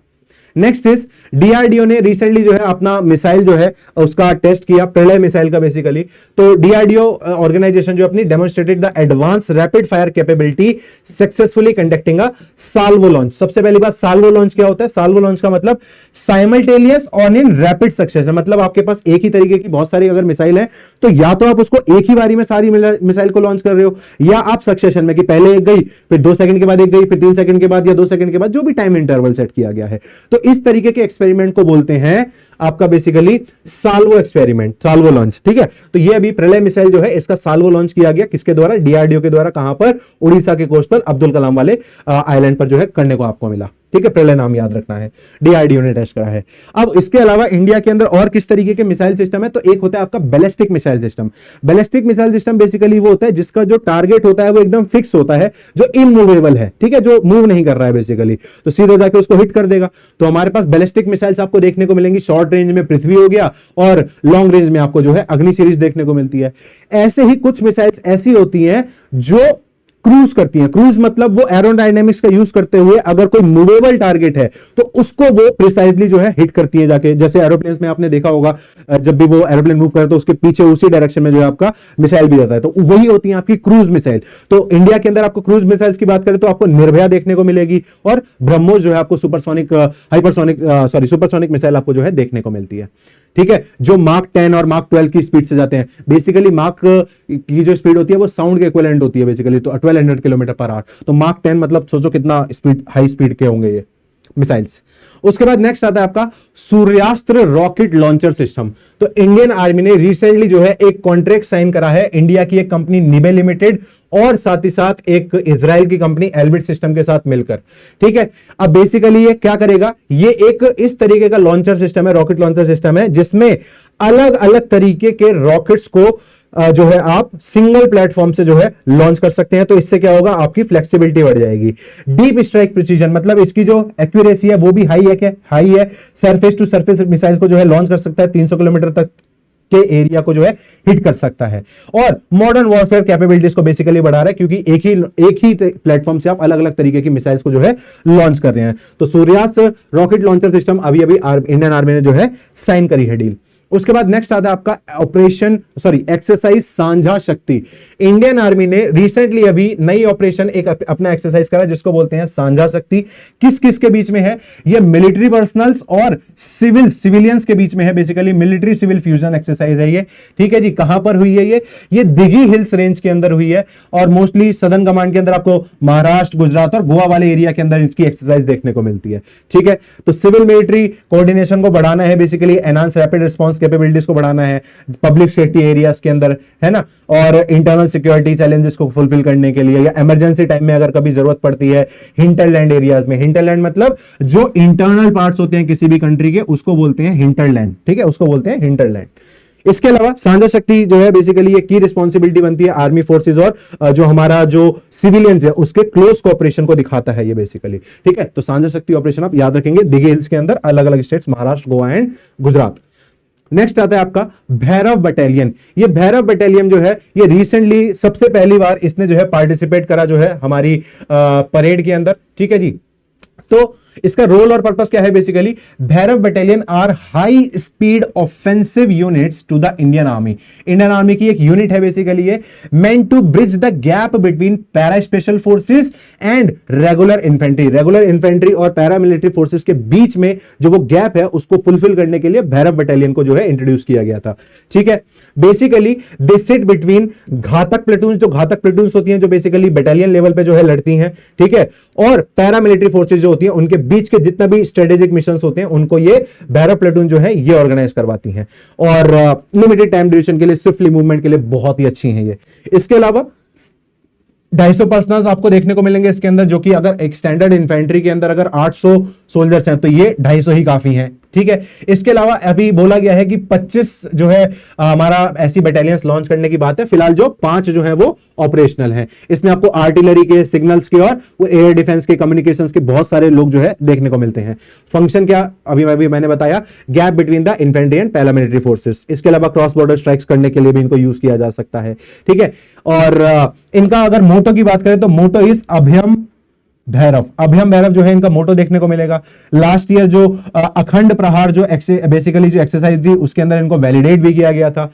और खास बात यह है कि ये जो बटालियंस बनाई जाती हैं ये रीजन स्पेसिफिक बनाई जाती हैं। जैसे ये पर्टिकुलर अगर झारखंड, अगर जैसे सपोज करो डेजर्ट एरिया के अंदर जा रहे हैं तो वहीं के लोगों को रिक्रूट किया जाएगा बटालियन, इस बटालियन के अंदर, क्योंकि वहां उनको ज्यादा नॉलेज होगी अपने क्लाइमेट की, अपने ज्योग्राफिकल एरिया की। ऐसे ही सेम हिमाचल वालों के लिए और आपका नागालैंड नॉर्थ ईस्ट के लिए, तो वहीं के लोकल्स को जो है इस यूनिट के अंदर जो है इंक्लूड किया जाता है, राइट। और इन्हीं के लिए जो है बोला जाता है sons of the soil, basically की धरती से जुड़े हुए हमारे लोग हैं, तो भैरव बटालियंस के लिए यूज किया जाता है। और इनका जो वॉर क्राई है वो है जय रामचंद्र जी की जय, है ना। इनका जो वॉर क्राई है जय रामचंद्र जी की, तो ये आपको देखने को मिलेगा। उसके बाद नेक्स्ट है जस्टिस मिशन। ये जस्टिस मिशन रिसेंटली चाइना ने लॉन्च करा है। चाइना की जो पीपल्स लिबरेशन आर्मी है बेसिकली उसने ये मिलिट्री एक्सरसाइज करी है। कहां पर करी है? ताइवान के पूरे चारों तरफ अपनी मिलिट्री एक्सरसाइज कर दी। ये ताइवान आपको देखने को मिलेगा, चाइना देखने को मिलेगा। भैया लो यही चारों तरफ जो है अपनी एक्सरसाइज दिखा दी मिलिट्री की, ताइवान को डराने के लिए। क्यों? क्योंकि ताइवान के अंदर जो है मूवमेंट चल रहा है आजाद होने के लिए। भैया हमें आजाद होना, हमें जो है चाइना के इन्फ्लुएंस में नहीं रहना। तो it is a military exercise conducted by China PLA। Second major drill of the year. दूसरी बार चाइना बेसिकली डेमोन्स्ट्रेट कर रहा है। क्यों कर रहा है? ताकि वो अपनी सॉवरेनिटी को बचा सके, अपनी नेशनल यूनिटी की बात करता है। और साथ ही साथ ये एक वार्निंग, एक मैसेज भी भेज रहा है ताइवान के सेपरेटिस्ट फोर्सेस को जो बेसिकली अलग होना चाहते हैं। साथ ही साथ ये एक जवाब भी दे रहा है फॉरेन इंटरफेरेंस को, पर्टिकुलरली यूएसए और जापान को लेके, राइट। तो आपको सिर्फ इतना याद रखना है, justice mission is launched by China, चाइना's people liberation army. Next is long range anti ship hypersonic missile, LRASHM बोलते हैं बेसिकली इसको। तो DRDO ने बेसिकली रिसेंटली जो है इस मिसाइल को लॉन्च करा और हमारी 77th रिपब्लिक डे परेड के अंदर जो है इसी की जो है झांकी भी निकाली गई थी। ये एक तरीके का क्या है, हाइपरसोनिक ग्लाइड मिसाइल सिस्टम है और ये इंडियन नेवी को जो है दिया गया है पूरी उनकी रिक्वायरमेंट्स को फुलफिल करने के लिए। पूरा का पूरा इंडिजिनसली इसको बिल्ड किया गया है भारत के अंदर ही, राइट। तो न्यूज में बना हुआ था, DRDO ने टेस्ट कराया इसलिए हमने जो है इसको देखा। नेक्स्ट इज BSNL ने अभी रिसेंटली लॉन्च करा है voice over wifi. Voice over wifi ये तो आपने क्या है सर, ये तो हमारे फोन में है, हमने कहीं नाम तो सुना है ये। तो होता क्या है, बीएसएनएल जो है ये एक हमारी पब्लिक सेक्टर टेलीकॉम, मतलब एक सरकारी कंपनी है, जैसे एयरटेल होती है, आइडिया होती है, ऐसे ये सरकारी कंपनी है। इसने लॉन्च करा है वॉइस ओवर वाईफाई। मतलब जब भी आप किसी को फोन कॉल मिलाते हैं तो आपके पास सिम होना बहुत जरूरी है, नेटवर्क होना बहुत जरूरी है, सेलुलर नेटवर्क। तो ये टेक्नोलॉजी वो है जिसमें सेलुलर नेटवर्क की जरूरत नहीं है, बल्कि वाईफाई को बेसिस बनाकर ही आप जो है बात कर सकते हैं, भले नेटवर्क आ रहे हो कि ना आ रहे हो। उसी को बोलते हैं वॉइस ओवर वाईफाई, ठीक है, वोल्टी टेक्नोलॉजी भी बोला जाता है इसको बेसिकली। तो इससे क्या होगा, इससे बेसिकली इंप्रूव होएगा, इंडोर एक्टिविटी इंप्रूव होगी, डिजिटल इंक्लूजन होगा इसका लोगों के अंदर, नेटवर्क कंजेशन, नेटवर्क के ऊपर जो इतना भीड़ रहता है कि अभी कॉल नहीं मिलेगा, कॉल नहीं मिल पा रही है ना, उस चीज को लेके जो है कंजेशन को कंट्रोल किया जाएगा। तो बीएसएनएल का प्रोग्राम है, वाईफाई जो है वॉइस ओवर वाईफाई लॉन्च किया गया है। नेक्स्ट इज परम शक्ति। अभी अभी recently ministry of electronics and information technology ने क्या इनॉग्रेट करा है, अपना सुपर फास्ट कंप्यूटर जिसको बोलते हैं परम शक्ति। इंडिजिनस सिस्टम है जिसको आईआईटी मद्रास वाले लोगों ने जो है लॉन्च करा है, और सुपर कंप्यूटर है ये एक तरीके का। It is a high performance computer facility hosting the परम रुद्र। ऑलरेडी जो इंडिया का सुपर कंप्यूटर जो पूरा का पूरा सिस्टम बना रखा है रुद्र, उसको बेस बनाकर ही एक नेक्स्ट स्टेप परम शक्ति जो है लॉन्च किया गया है। तो किसने बनाया है, सीडैक ने बनाया है, centre for development of advance computing ने बनाया है बेसिकली। ये आप लोगों को याद रखना है कि भैया परम शक्ति क्या है, सुपर कंप्यूटर है हमारा, परम रुद्र क्या है, सुपर कंप्यूटर सिस्टम है हमारा। Next is India first state bacterium. देखो बैक्टीरिया नाम सुनते ही ऐसा लगता है कि भैया बीमारी हो जाएगी कोई, है ना, अलग अलग इसमें कोई डिजीज वाले पैथोजेंस हो सकते हैं इसके अंदर कहीं, लेकिन ऐसा ही नहीं है। कुछ कुछ आपके जो बैक्टीरिया होते हैं वो काफी अच्छे भी होते हैं। जैसे अगर मैं बात करूं आपसे दही की, कभी दही को माइक्रोस्कोप में देख लेना, ऐसे ऐसे बैक्टीरिया, इतने इतने बैक्टीरिया दिखेंगे ना कि शायद आप दही खाना भूल जाओ, ठीक है, लेकिन वो हमारी बॉडी के लिए एंजाइम्स बनाने के लिए जरूरी भी होते हैं। तो हुआ क्या है कि केरला ने रिसेंटली अपना एक स्टेट बैक्टीरिया जो है अनाउंस कर दिया है to promote basically awareness of the beneficial microbes. जो अलग अलग माइक्रोब्स होते हैं जो बेनिफिशियली रहते हैं हमारे लिए, उसके लिए। तो इसका नाम क्या है, बैसिलस सबटिलिस। बैसिलस सबटिलिस जो है स्टेट माइक्रोब बन गया है आपका केरला का। अब ये जो है this initiative symbolically represent importance of microbes की। क्या क्या इंपॉर्टेंस होती है एग्रीकल्चर के अंदर, कितनी इंपॉर्टेंस होती है, क्यों, क्योंकि ये नाइट्रोजन साइकिल को फिक्स करता है जो कि बहुत जरूरी होती है प्रोडक्शन के लिए, सॉइल फर्टिलिटी को बचाता है, क्रॉप यील्ड बढ़ाता है बेसिकली, और अल्टीमेटली जब हम यही खाएंगे तो ह्यूमन हेल्थ पे जो है डाइजेशन में हेल्प करते हैं, इम्यूनिटी बढ़ाने में हेल्प करते हैं, प्रोबायोटिक्स कितने पिए जाते हैं अलग अलग तरीके के। इसके अलावा एनवायरमेंट सस्टेनेबिलिटी की बात करें तो वेस्ट को डिकंपोज करने में ये बहुत हेल्प करते हैं आपके बैक्टीरिया जो होते हैं। पॉल्यूशन को कंट्रोल में कुछ कुछ ऐसे होते हैं जो पॉल्यूटेंट्स को खत्म करते हैं, न्यूट्रिएंट साइकिल्स को जो है दोबारा से रिन्यू करते हैं। तो इससे होता क्या है, बेसिकली हम परसेप्शन बदलना चाह रहे हैं केरला कि माइक्रोब सिर्फ और सिर्फ बुरे नहीं होते, डिजीज कॉजिंग ऑर्गेनिज्म नहीं है, इनकी अच्छी बातें भी होती हैं। तो आपको मोटा मोटा याद रखना है कि भैया केरला का जो स्टेट बैक्टीरियम है उसका नाम है ये बैसिलस सबटिलिस। नेक्स्ट आता है आपका संगीता कलानिधि अवार्ड। तो हमारे एक वायलिनिस्ट हैं जिनका नाम है आर.के. श्रीराम कुमार, इनको रिसेंटली जो है ये संगीता कलानिधि अवार्ड दिया गया है इनको। The award was formally instituted इन 1942, 1942 में इसको इंस्टीट्यूट किया गया था, इस्टेब्लिश किया गया था मद्रास म्यूजिक अकेडमी के द्वारा, ठीक है। और क्या सिग्निफिकेंस है इसका, बेसिकली इसको माना जाता है that this is the Nobel prize of Carnatic music. Carnatic music का पूरा नोबेल प्राइज है। कार्नाटिक म्यूजिक मतलब जैसे ये आपका प्यारा भारत है, ठीक है, यहां पर आपको जो है हैदराबाद वगैरह डेक्कन एरिया देखने को मिलता है। यहां नीचे वाला जो ये पूरा का पूरा एरिया है ना बेटा, इसी को बोलते हैं कार्नाटिक स्टेट, है ना, हैदराबाद के नीचे कार्नाटिक स्टेट। तो यहां वाला जो पूरा का पूरा एरिया है, यहां पर जो म्यूजिक है वहीं से बिलोंग करते हैं ये आपके। इसके अलावा ये ऑनर के अंदर क्या क्या मिलता है, एक तो गोल्ड मेडल मिलता है, साथ ही साथ एक साइटेशन जिसको बोलते हैं बिरुदु पत्र, एक साइटेशन दिया जाता है। अपार्ट फ्रॉम दैट 2005 के बाद इसी संगीता कलानिधि अवार्ड के अंदर जो है एक और जिसने ये अवार्ड स्टार्ट करा बेसिकली, उनको एमएस सुब्बुलक्ष्मी अवार्ड भी दिया गया, जो कि द हिंदू जो आपका न्यूज़पेपर है वो वाली सोसाइटी जो है स्पॉन्सर करती है, राइट। तो एमएस सुब्बुलक्ष्मी भी जो है आपकी न्यूज में रही, जो कि यहीं से जुड़ी हुई है आपकी कार्नाटिक म्यूजिक के साथ। तो इनके बारे में भी कुछ कुछ इंपॉर्टेंट पॉइंट, जैसे इनको 1998 के अंदर भारत रत्न दिया गया। ये पहली फीमेल थी जिनको जो है भारत की पहली म्यूजिशियन थी जिनको जो है भारत रत्न दिया गया। इसके अलावा ये पहली इंडियन वुमेन थी, पहली इंडियन फीमेल बेसिकली म्यूजिशियन थी जिनको रेमन मैग्सेसे अवार्ड मिला। और यूनाइटेड नेशन के अंदर जब मीटिंग हुई थी यूनाइटेड नेशन जनरल असेंबली की 1966 के अंदर, तो यही वो पहले इंडियन म्यूजिशियन थी जिन्होंने वहां जाके जो है अपने गीत भी गाए, पूरा म्यूजिक भैया समा बांध दिया एकदम, है ना। तो इंपॉर्टेंट जो है पर्सनैलिटी है, दोनों ही न्यूज में थे, तो दोनों ही आपके जो है वायलिनिस्ट हैं, आपके ध्यान रखेंगे, एमएस सुब्बुलक्ष्मी एंड आर.के. Sriram Kumar. Next is 195th birth anniversary of Savitribai फुले।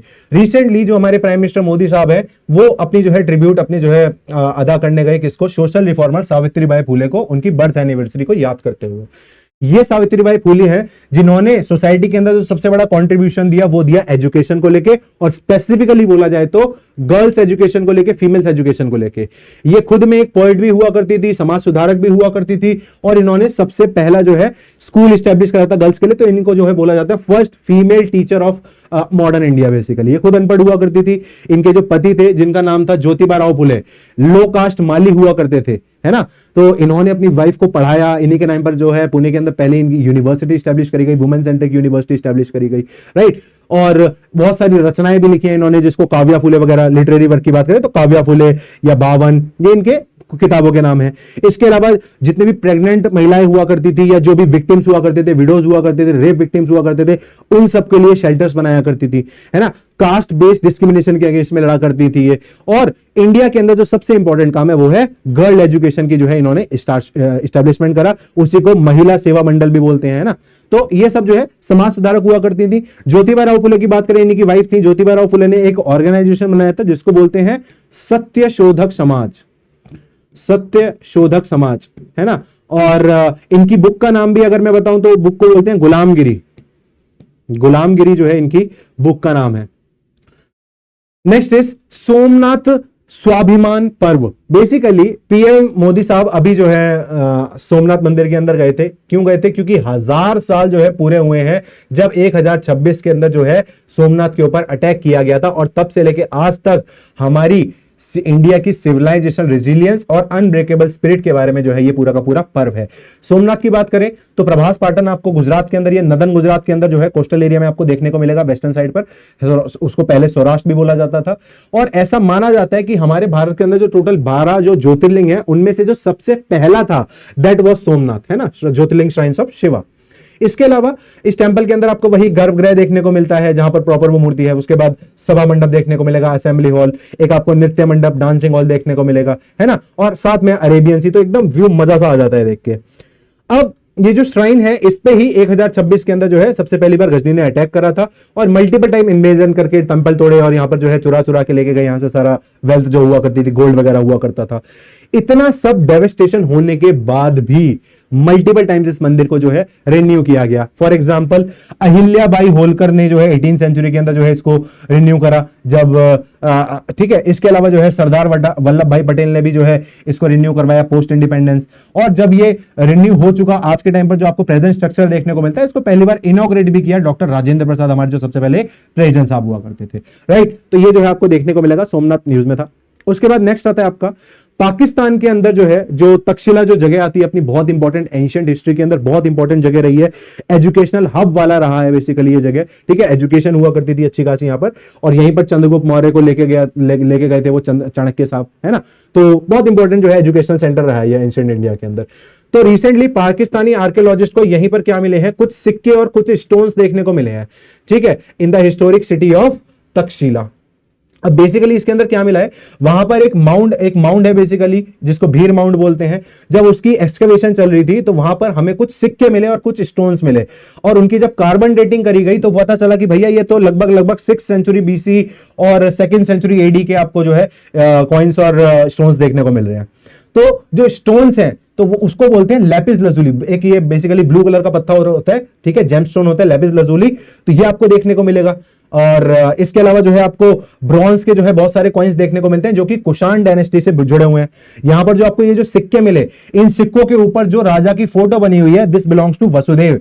ये वसुदेव जो है कुषाण डायनेस्टी से बिलोंग किया करते थे, considered as the last great king of Kushan dynasty, right. तो कुषाण डायनेस्टी से ही बिलोंग करते थे आपके ये कनिष्क, राइट। तो ये कुषाण डायनेस्टी के कौन से हैं? तो दिस शोज कि हमारा जो इंडिया जो हुआ करता था उसका इन्फ्लुएंस कितनी दूर दराज के एरिया में था, आपका अफगानिस्तान तक पूरा, राइट। तो इस तरीके के आपको जो है पॉइंट्स देखने को मिलेंगे। तक्षशिला न्यूज में था, लैपिस लजुली भी न्यूज में रहेगा, इस वजह से कुषाण डायनेस्टी आ गई। उसके बाद नेक्स्ट आता है आपका तुर्कमान गेट। ये तुर्कमान गेट क्या है बेसिकली, रिसेंटली क्या हुआ, तुर्कमान गेट आपको देखने को मिलेगा पुरानी दिल्ली के अंदर, और यहां पर वायलेंट क्लैशेस हो गए, दंगे हो गए बेसिकली। क्योंकि इसको तोड़ा जा रहा है MCD के द्वारा।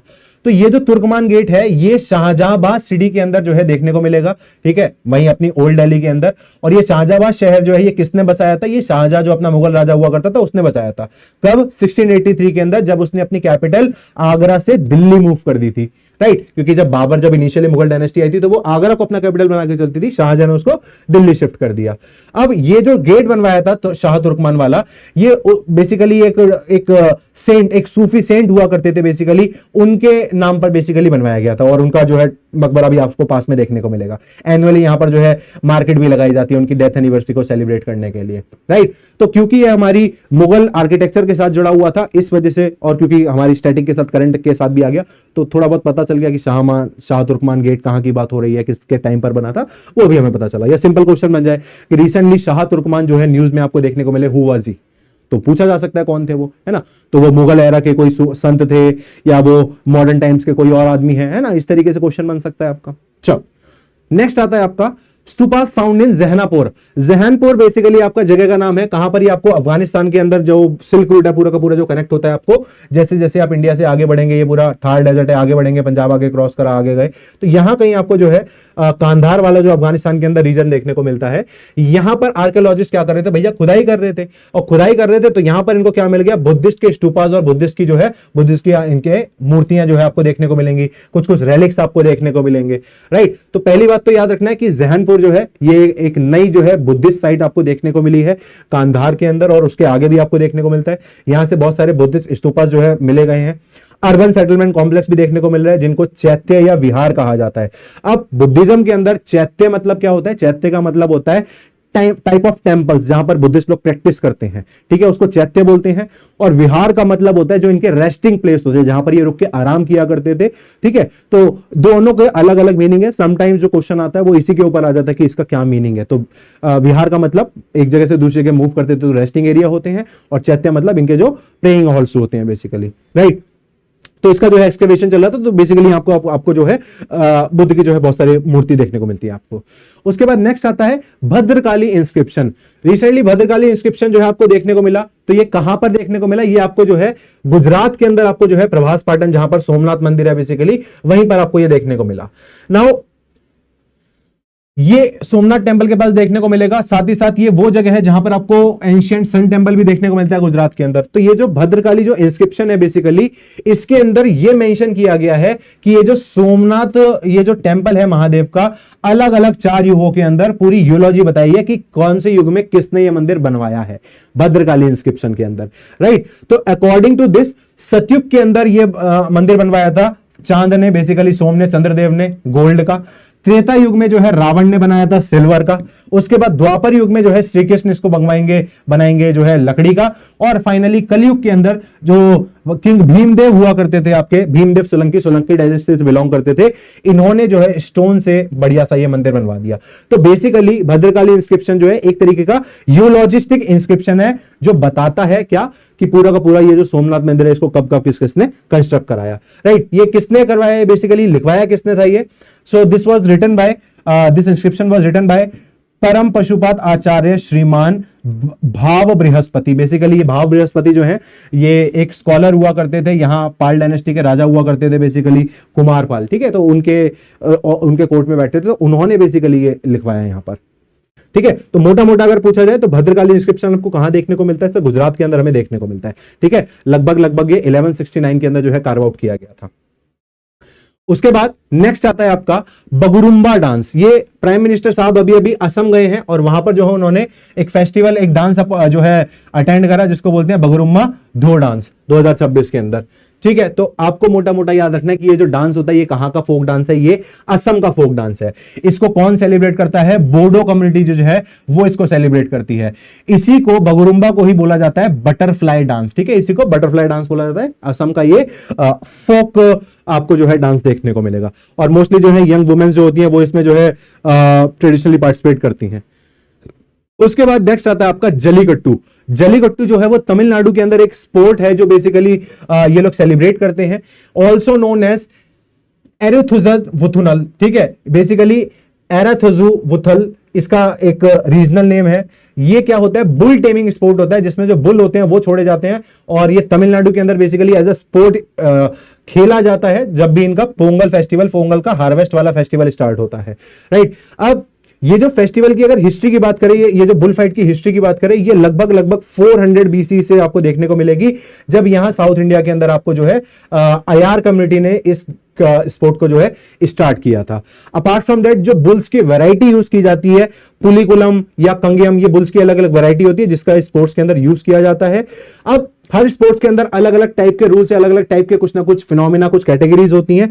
ऐसे ही यहां पर आपको वडी मंजू वृत्तु या वेलु वृत्तु या वतम मंजू वृत्तु, ये क्या है, these are the variant of these sports. तो बाई चांस अगर ये नाम आ जाए कभी आपको कि मंजू वृत्तु या वेलु वृत्तु या वतम मंजू वृत्तु, ये किस चीज से जुड़े हुए हैं, ये आपके जुड़े हुए हैं जलीकट्टू के साथ। This is a type of, it is a variant of game sports of this sport. Next is Tantya Mama Bhil. Tantya Mama Bhil जो है, इनका अभी एक बेसिकली स्टैचू स्टैचू जो है वो इस्टेब्लिश किया गया है। कहां पर आपका मध्य प्रदेश के अंदर, ट्राइबल परेड डे के रूप में बेसिकली। अब हुआ क्या है, बेसिकली ये न्यूज में आया है, ये कौन हुआ करते थे आपके तांत्या मामा भील। तो ये तांत्या मामा भील जो है, ये ब्रिटिशर्स के अगेंस्ट में जो है बेसिकली लड़ा करते थे। 1840 से लेके 1889 तक बेसिकली ये एक्टिव रहे थे उस टाइम पर। और इनको ब्रिटिशर्स ने बेसिकली एग्जीक्यूट, इनकी जो है पब्लिक एग्जीक्यूशन भी करी थी, तो इस वजह से जो है इनको याद रखा जाता है हमारे नेशनल लीडर के रूप में। अर्ली लाइफ की बात करें तो ये जो है इनका भील कम्युनिटी के अंदर जन्म हुआ था, और इनिशियल से ही ये रेजिस्टेंस दिखाया करते थे ब्रिटिश रूल के अगेंस्ट में। इसके अलावा अलग अलग लोगों से इंस्पिरेशन लेके गुरिल्ला टैक्टिक्स सीख के उनके खिलाफ लड़ाइयां किया करते थे, और साथ ही साथ जो भी ब्रिटिशर्स के जो भी खजाने वगैरह हुआ करते थे उसको लूट के जनता के अंदर बांट देते थे। तो इनको इंडियन रॉबिन हुड भी बोला गया है ना, इनको जो है इंडियन रॉबिन हुड भी बोला गया है, इंडियन रॉबिन हुड, राइट। तो इन्हीं का स्टैच्यू जो स्टैब्लिश किया गया है। अब अगर हम ट्राइबल कम्युनिटी की बात करें तो अकेले मध्य प्रदेश के अंदर 21% जनता जो है वो आपको देखने को मिलती है, सबसे ज्यादा ट्राइबल पॉपुलेशन आपको देखने को मिलेगी। और तांत्या भील जो भील कम्युनिटी से बिलोंग करते हैं, इनकी भी भैया कम से कम 40% की पॉपुलेशन आपको देखने को मिलती है। तो ऑब्वियसली बड़ा इवेंट है। और इनकी जो ये बेसिकली जो स्टैच्यू बनाई गई है, ये ना ही मेटल की है और ना ही मार्बल की है ना, एकदम रॉबिन हुड टाइप हुआ करते थे आपके। उसके बाद पिपरावा रिलिक्स, ये तो कंटिन्यूअसली पिछले 2-3 महीनों से न्यूज में चल रहे हैं, हमने पहले भी इसके बारे में पढ़ा है। प्राइम मिनिस्टर नरेंद्र मोदी ने अभी अभी जो है ग्रैंड इंटरनेशनल एक्सपोजिशन किया है पिपरावा रिलिक्स का।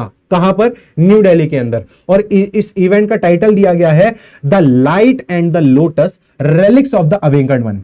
बेसिकली ये जो पिपरावा है, ये आपको देखने को मिलता है यूपी के अंदर, उत्तर प्रदेश के अंदर पिपरावा नाम की जो जगह आती है। तो पहले जो है इसको बोला जाता था कि ये कपिलावस्तु का पार्ट है, जहां बेसिकली जो बर्ड सिटी है जो आपकी गौतम बुद्ध की, तो उन्हीं के जो रेलिक्स हैं वो आपको जो है यहीं मिले पिपरावा स्तूपा के अंदर। इस वजह से ये न्यूज में रहा, ठीक है। अब इस रेलिक्स के अंदर जब इसको एक्सकेवेट करके निकाला गया, तो जो एक बास्केट है बेसिकली, उसके अंदर इंस्क्रिप्शन के अंदर देखा गया कि ब्राह्मी स्क्रिप्ट में जो है इन्होंने पूरा का पूरा अपना इंफॉर्मेशन दी है। और ये भी बताया कि ये जितने भी रेलिक्स हैं, ये जो मूर्ति वूर्ति सब देखने को मिल रही है आपको, ये जितने भी रेलिक्स हैं, ये साक्य क्लैन वाले लोगों ने इकट्ठे करे हैं। क्योंकि गौतम बुद्ध जो है ये साक्य क्लैन से बिलोंग करते थे, साक्य गणसंघ से बिलोंग करते थे, ठीक है। एंशिएंट इंडिया के अंदर जैसे महाजनपद, बड़े बड़े किंगडम्स आए थे, ऐसे ही छोटी ज्योग्राफिकल यूनिट्स होती है जिनको बोलते हैं गणसंघ, राइट। तो उससे बिलोंग करते थे आपके Gautam Buddha. Next is national youth day. National youth day आपका जो है हर साल मनाया जाता है आपका 12 जनवरी को। किसको याद रखने के लिए? स्वामी विवेकानंद को याद रखने के लिए, क्योंकि उन्होंने यूथ को बहुत मोटिवेट करा। हमारे समाज सुधारक, बहुत अच्छे सोशल रिफॉर्मर रहे ये, ठीक है। अब यूथ कंसिडर किया जाता है बेसिकली 15 से 29 साल के उम्र के बच्चों को, ठीक है, या लोगों को। और 12 जनवरी को इनको मनाया जाता है। और अगर इनकी स्वामी विवेकानंद की बात करें तो हम इनकी 2 मैगजीन्स को याद रख सकते हैं। जैसे एक है आपकी प्रबुद्ध भारत, प्रबुद्ध भारत, ठीक है। और इनकी एक और मैगजीन है जिसको बोलते हैं उद्बोधन, उद्बोधन बोला जाता है। इनकी अलग अलग किताबें आपको देखने को मिलेंगी, राजयोग, कर्म योग, ज्ञान योग, भक्ति योग, प्रेम योग, मार, है ना। तो बेसिकली योग जहां लास्ट में आ रहा है, तो मोस्टली किताबें जो है वो आपको यहीं से देखने को मिलती है, स्वामी विवेकानंद से, ठीक है। अच्छा, बाय द वे इनका ओरिजिनल नेम हुआ करता था नरेंद्र नाथ दत्ता, नरेंद्र नाथ दत्ता, ठीक है। नरेंद्र नाथ दत्ता इनका ओरिजिनल नेम हुआ करता था। वर्ल्ड पार्लियामेंट की जब स्पीच हुई थी, जितने भी पूरी दुनिया के अंदर जितने भी रिलीजन है उनकी जो प्रॉपर एक कांग्रेगेशन एक स्पीच हुई थी, वहां पर ये यूएस गए थे, वहां पर उन्होंने स्पीच दी 7 दिनों तक। मतलब इतना इन्फ्लुएंस करा लोगों को कि भैया जीरो दिया भारत को, प्रॉपर हर चीज के बारे में डिटेल में डिस्कशन करा। ठीक है, अपार्ट फ्रॉम दैट इनके आइडियोलॉजी से, इनके थॉट प्रोसेस से एक आयरिश महिला हुआ करती थी, ठीक है, जिनका नाम था मार्गरेट एलिजाबेथ, वो कन्वर्ट हो गई और वो सिस्टर निवेदिता बनके इनके साथ जो है भारत वापस आ गई। राइट, तो अच्छी खासी पर्सनैलिटी हुआ करते थे ये। उसके अलावा Sukhatme national award, recently government of India ने जो है नॉमिनेशंस मंगाए हैं, एप्लीकेशंस मंगाई हैं, किस चीज के लिए? सुखात्मे नेशनल अवार्ड के लिए। अब ये जो सुखात्मे अवार्ड से ये दिया जाता है स्टैटिस्टिक्स के अंदर। राइट, पीवी सुखात्मे, तो एक आपने नाम सुना होगा पीसी महालनोबिस, हमने कुछ टाइम पहले जो है पिछले करंट अफेयर्स के अंदर देखा था। ठीक है, जब इंस्टीट्यूट के ऊपर जो है बात चल रही थी, रिसेंटली उसका एक्ट चेंज किया गया है। पीसी महालनोबिस वो थे जिन्होंने पर कैपिटा इनकम जो है इंडिया की निकाली थी, है इंडिया के अंदर जो लोग होते हैं। तो this PV Sukhatme award is instituted by ministry of finance and programme implementation, और पीसी महालनोबिस और उन्हीं के साथ एक और स्टैटिस्टिशियन हुआ करते थे पीवी सुखात्मे। ठीक है, तो पीवी सुखात्मे के नाम पे ये अवार्ड रखा गया है। क्या एलिजिबिलिटी है कि ये सिर्फ और सिर्फ इंडियन सिटीजन्स को दिया जाता है जिनकी उम्र 45 या उससे ज्यादा है, और ये अवार्ड हर अल्टरनेट ईयर पे दिया जाता है, एक साल छोड़ के एक साल दूसरे साल दिया जाता है। ठीक है जी, क्यों, क्या रिकॉग्नाइज करने के लिए अवार्ड दिया जाता है, क्यों दिया जाता है? जिसने एक्सेप्शनल सर्विसेज और पूरा कंट्रीब्यूशन दिया हो स्टैटिस्टिक्स की फील्ड के अंदर। राइट, इसके अलावा ये अवार्ड हर साल जो है 29 जून को जो है दिया जाता है, और 29 जून को हम लोग क्या बनाते हैं? नेशनल स्टैटिस्टिक्स डे मनाते हैं बेसिकली। तो 29 जून को अवार्ड दिया जाता है। तो सुखात्मे अवार्ड पूछा जा सकता है किस फील्ड में दिया जाता है? स्टैटिस्टिक्स के लिए दिया जाता है ना, और किसके नाम पर दिया जाता है? तो पीवी सुखात्मे जो एक हमारे एमिनेंट स्टैटिस्टिशियन हुआ करते थे, पीसी महालनोबिस के साथ हुआ करते थे, उनके नाम पर दिया गया है ये। ठीक है, next is Indira Gandhi peace prize. तो रिसेंटली मोजाम्बिक की एक सिविल राइट एक्टिविस्ट और एक ह्यूमैनिटेरियन एस्पेक्ट को लेके लीड करती हैं, जिनका नाम है ग्रासिया मचेल। ग्रासिया मचेल को basically Indira Gandhi peace prize दिया गया है। अब ये जो इंदिरा गांधी पीस प्राइज है, ये क्यों दिया जाता है? पीस, शांति बढ़ाने के लिए, डिसआर्मामेंट, आर्मी के अंदर जो आर्मामेंट, जो आपके अलग अलग एम्युनिशन है, वेपनरी है, उसको कम करने के लिए, एंड डेवलपमेंट के लिए। तो इस बार जो है ये अवार्ड दिया गया है। राइट, किसको? ग्रासिया मचेल को दिया गया है, जो कि मोजाम्बिक से बिलोंग करती हैं आपकी। ठीक है, और ये जो अवार्ड है बेसिकली ये हर साल जो है दिया जाता है 19 नवंबर की डेट को ध्यान रखना, क्योंकि यही इंदिरा गांधी का जो है बर्थडे है बेसिकली। तो इन्हीं के नाम पर जो गांधी मेमोरियल ट्रस्ट है वो देता है ये अवार्ड। उसके बाद नेक्स्ट आता है आपका फ्रेंड्स एडलमैन अवार्ड। ये जो फ्रेंड्स एडलमैन अवार्ड है, ये बेसिकली किस चीज के लिए दिया जाता है? ये फूड एक्टिविटी, एग्रीकल्चर एक्टिविटीज को स्ट्रेंथन करने के लिए, और जो ग्लोबल सप्लाई चेन्स होती हैं, है ना, पब्लिक डिस्ट्रीब्यूशन स्कीम्स के लिए, कि भैया वीट देना है, अलग अलग जो आपके सरकारी जो खोले जाते हैं दफ्तर, जहां से आप लोग जो है लेके जाते हैं, वीट हो गया, राइस हो गया, सरकारी दामों पर लेके जाते हैं। राइट, तो जो बेसिकली राशन दफ्तर होते हैं आपके, तो department of food and public distribution, जिसको DFPD भी बोलते हैं, इज अमंग द 6 फाइनलिस्ट। ये 6 फाइनलिस्ट हैं जिनको क्या दिया गया है? फ्रेंड्स एडलमैन अवार्ड दिया गया है फॉर द इनिशिएटिव अन्न चक्र इनिशिएटिव। अब अन्न चक्र इनिशिएटिव क्या है? बेसिकली एक तरीके का ये सपोर्ट सोल्यूशन सिस्टम है जो स्ट्रेंथन करता है, जो मजबूत करता है किस चीज को? इंडिया के पब्लिक डिस्ट्रीब्यूशन सिस्टम को, कि किस तरीके से लॉजिस्टिकल अलग अलग चीजों का यूज किया जाएगा, ट्रेन्स का, ट्रक्स का, है ना, गाड़ियों का, सामान एक जगह से दूसरी जगह डिस्ट्रीब्यूट करने के लिए। It is developed in partnership with United Nation World Food Programme and India की जो IIT दिल्ली है मिलकर करा है इसने। 2025 के अंदर लॉन्च किया गया है for the movement of grains across India. तो इसी चीज के में, इस पूरे प्रोसेस के अंदर इंडियन गवर्नमेंट ने 250 करोड़ रुपए बचाए। तो इसीलिए जो है इनको ये अवार्ड दिया जा रहा है, फ्रेंड्स एडलमैन अवार्ड। राइट, अन्न चक्र इनिशिएटिव के लिए बेसिकली। और ये अन्न चक्र इनिशिएटिव किस चीज का है? PDS supply, public distribution supply chain को लेकर है ये, और इनको पूरा एफिशिएंटली ऑप्टिमाइज तरीके से यूज करने के लिए। नेक्स्ट इज जाथिया देवी। हिमाचल प्रदेश के अंदर जो है आपको एक जगह देखने को मिलती है जाथिया देवी, बेसिकली वहां एक मंदिर है बहुत पुराना। तो उसी के आसपास वाले एरिया को डेवलप करने की बात करी जा रही है, उसको एक अर्बन डेवलपमेंट शहर जो है बनाने की इनिशिएटिव जो है स्टार्ट किया जा रहा है, ताकि शिमला के अंदर जो इतना ज्यादा अर्बनाइजेशन हो गया है, जिसकी वजह से वहां टूरिज्म को, पॉल्यूशन हजार्डनेस या कुछ भी सिक्योरिटी रीजंस की वजह से जो है वहां की कुछ क्लस्टर्स को हम कहीं और उसके आसपास के एरिया में मूव करें, तो जैतिया देवी जो है इसको रिसेंटली जो है डेवलपमेंट के लिए चूज किया गया है इनिशिएटिव के रूप में, implemented bye Himachal Pradesh housing and urban development authority, HIMUDA भी बोलते हैं इसको। तो यहां पर जो है जैतिया देवी का आपको श्राइन देखने को मिलेगा। क्यों डेवलप किया जा रहा है? ताकि प्लांट सैटेलाइट माउंटेन टाउनशिप बनाई जा सके, है ना, जो भी प्रेशर है शिमला के ऊपर पूरा का पूरा उसको खत्म किया जा सके, नए इकोनॉमिक सेंटर्स बनाए जा सके आसपास के एरिया के अंदर, सस्टेनेबल अर्बन डेवलपमेंट हो सके, डिजास्टर रेजिलियंट, क्योंकि ऐसे एरियाज में डिजास्टर आने के, भाई एक जगह अगर बहुत ज्यादा कंसंट्रेशन हो गया तो डिजास्टर आने की भी उतनी ज्यादा दिक्कत रहती है आपकी। नेक्स्ट आता है आपका जीवन रक्षा पदक। जीवन रक्षा पदक जो है आपके जो प्रेसिडेंट साहिबा हैं बेसिकली इन्होंने रिसेंटली जो है दिए हैं। ये किसको दिए जाते हैं? ये दिए जाते हैं for the extraordinary bravery in rescuing human lifes, है ना। ह्यूमन लाइफ को रेस्क्यू करने के लिए किसने कितनी जो है अपनी बहादुरी दिखाई है ना, उसको लेके अवार्ड दिए जाते हैं। तो इसी के अंदर कैटेगराइज किया गया है, जैसे each awards include a medal and a certificate and a one time cash payment of approximately. जो सर्वोत्तम है मतलब 2 लाख का प्राइस, उत्तम वाले को 1.5 लाख का प्राइस, जीवन रक्षा वाले को 1 लाख का प्राइस, कुछ इस तरीके से इन्होंने डिस्ट्रीब्यूट किया हुआ है। तो प्रेसिडेंट जो होते हैं वो जीवन रक्षा पदक दिया जाता है आपका बेसिकली किस चीज के लिए? रेस्क्यूइंग ह्यूमन लाइफ के लिए। 1961 के अंदर जो है इसको स्टार्ट किया गया था। जैसे मिलिट्री सर्विसेज के अंदर अशोक चक्र जो होता है वो सबसे हाईएस्ट अवार्ड होता है, ऐसे ही सिविलियंस के अंदर इसका काउंटर पार्ट जो है बोला जाता है इसको, जैसे ये सिविलियंस के लिए काइंड ऑफ अशोक चक्र है, ठीक है। उसके बाद नेक्स्ट है आपके एक प्रोमिनेंट पर्सनालिटी थे जिनका नाम था माधव गडगिल, जिनका रिसेंटली जो है देहांत हो गया, डेथ हो गई इनकी। Noted ecologist Madhav Gadgil known for his work on the conservation of western Ghats passed away. Western Ghats के कंजर्वेशन में बहुत बड़ा रोल अदा किया है, एनवायरमेंट को प्रोटेक्ट करने के लिए बहुत सारे एक्ट्स के अंदर जो है इनका काफी कंट्रीब्यूशन रहा है, राइट। अबाउट गडगिल की अगर इनकी बात करें तो ही वॉज अवॉर्डेड, पद्मश्री भी मिला है इनको, पद्म भूषण भी मिला है, टाइलर प्राइज भी मिला है, साथ ही साथ इनको यूनाइटेड नेशन का champions of the earth award भी मिला है। हमने लास्ट वाले करंट अफेयर की वीडियो के अंदर देखा था कि सुप्रिया साहू नाम की जो आईएएस ऑफिसर है उनको भी यही अवार्ड मिला है, राइट। इसके अलावा ग्रास रूट लेवल इनिशिएशन पे बात करते हैं कि लोगों को बायोडाइवर्सिटी के बारे में और उनके आसपास के एनवायरनमेंट के बारे में पता होना चाहिए, तो उसके लिए बहुत सारे डॉक्यूमेंट्स पब्लिश किए जाते थे इकोलॉजिकल नॉलेज देने के लिए लोगों को, है ना।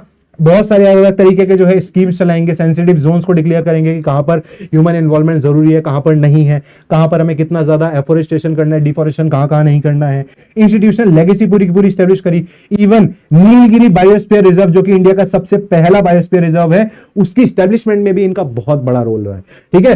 तो याद रखेंगे हम इनको, माधव गडगिल। नेक्स्ट आता है world's Braille day. World's Braille day हर साल 4 जनवरी को जो है ऑब्जर्व किया जाता है for the birth anniversary of Louis Braille. Basically ये वो बंदे हैं जिन्होंने, जो विजुअली इंपेयर्ड लोग होते हैं जिनको दिखता नहीं है, राइट, उनके लिए जो है एक स्क्रिप्ट डेवलप करी थी जिसमें वो हाथ से जो है जो खुरदरी जो स्क्रिप्ट होती है उसको उससे जो है पूरा अपना देख लेते हैं कि क्या कहना चाह रहा है कवि, राइट। तो ग्लोबल रिकॉग्निशन जो है इसको मिला सबसे पहले 2018 के अंदर, और 2019 से हमने जो है इसको मनाना शुरू कर दिया। तो वर्ल्ड बरेल डे आपको 4 जनवरी को देखने को मिलता है। उसके बाद रिसेंटली हमने 77th अपना रिपब्लिक डे ऑफ इंडिया जो है सेलिब्रेट करा, और 77 साल जो है हमारे कंट्री को जो है सॉवरेन होने में, डेमोक्रेटिक रिपब्लिक हुए पूरे के पूरे। इस साल के अंदर जो हमारी थीम थी, एक तो 150 ईयर ऑफ वंदे मातरम को जो है 150 साल पूरे हुए आपके, और साथ ही साथ हमने प्रेसिडेंट के साथ साथ जो है किसको बुलाया, यूरोपियन कमीशंस के जो अलग अलग जो लोग हैं यूरोपियन काउंसिल के बेसिकली उनको बुलाया गया एज चीफ गेस्ट। साथ ही साथ ये भी दर्शाता है कि इंडिया और यूरोपियन यूनियन की स्ट्रेटेजिक रिलेशंस जो है काफी अच्छे हैं। नेक्स्ट इस पूरा का पूरा सेलिब्रेशन इस बार कर्तव्य पथ पर जो है दिखाया गया, जहां पर अलग अलग स्टेट्स अपनी अलग अलग झांकियां, अलग अलग टैब्लू लेके आए। लगभग 30 टैब्लू हुआ करते थे जो इंडिया की मिलिट्री स्ट्रेंथ को, कल्चरल डाइवर्सिटी को, टेक्नोलॉजिकल प्रोग्रेस को, फेडरल यूनिटी के बारे में जो है दर्शाता है। इस बार की जो थीम थी वो थी बेसिकली स्वतंत्रता का मंत्र वंदे मातरम एंड समृद्धि का मंत्र इज आत्मनिर्भर भारत। तो यही तो हमारे पुराने इनिशिएटिव्स थे बेसिकली, तो उन्हीं को दोबारा से इनकलकेट किया जा रहा है, राइट। उसके बाद नेक्स्ट आता है आपका employment and social trend report, जो इंटरनेशनल लेबर ऑर्गेनाइजेशन है बेसिकली ILO, इसने ये रिपोर्ट पब्लिश करी है, employment and social trend report, कि भाई ये रिपोर्ट क्या हाईलाइट करती है, the global labour market inequalities की पूरे ग्लोबल लेवल पे जो है कितनी इनइक्वालिटीज हैं, किस चीज को लेके, पहली बात तो इकोनॉमिक ग्रोथ को लेके इतनी इनइक्वालिटीज है, दूसरा टेक्नोलॉजिकल एडवांसमेंट को लेके इतनी इनइक्वालिटीज है।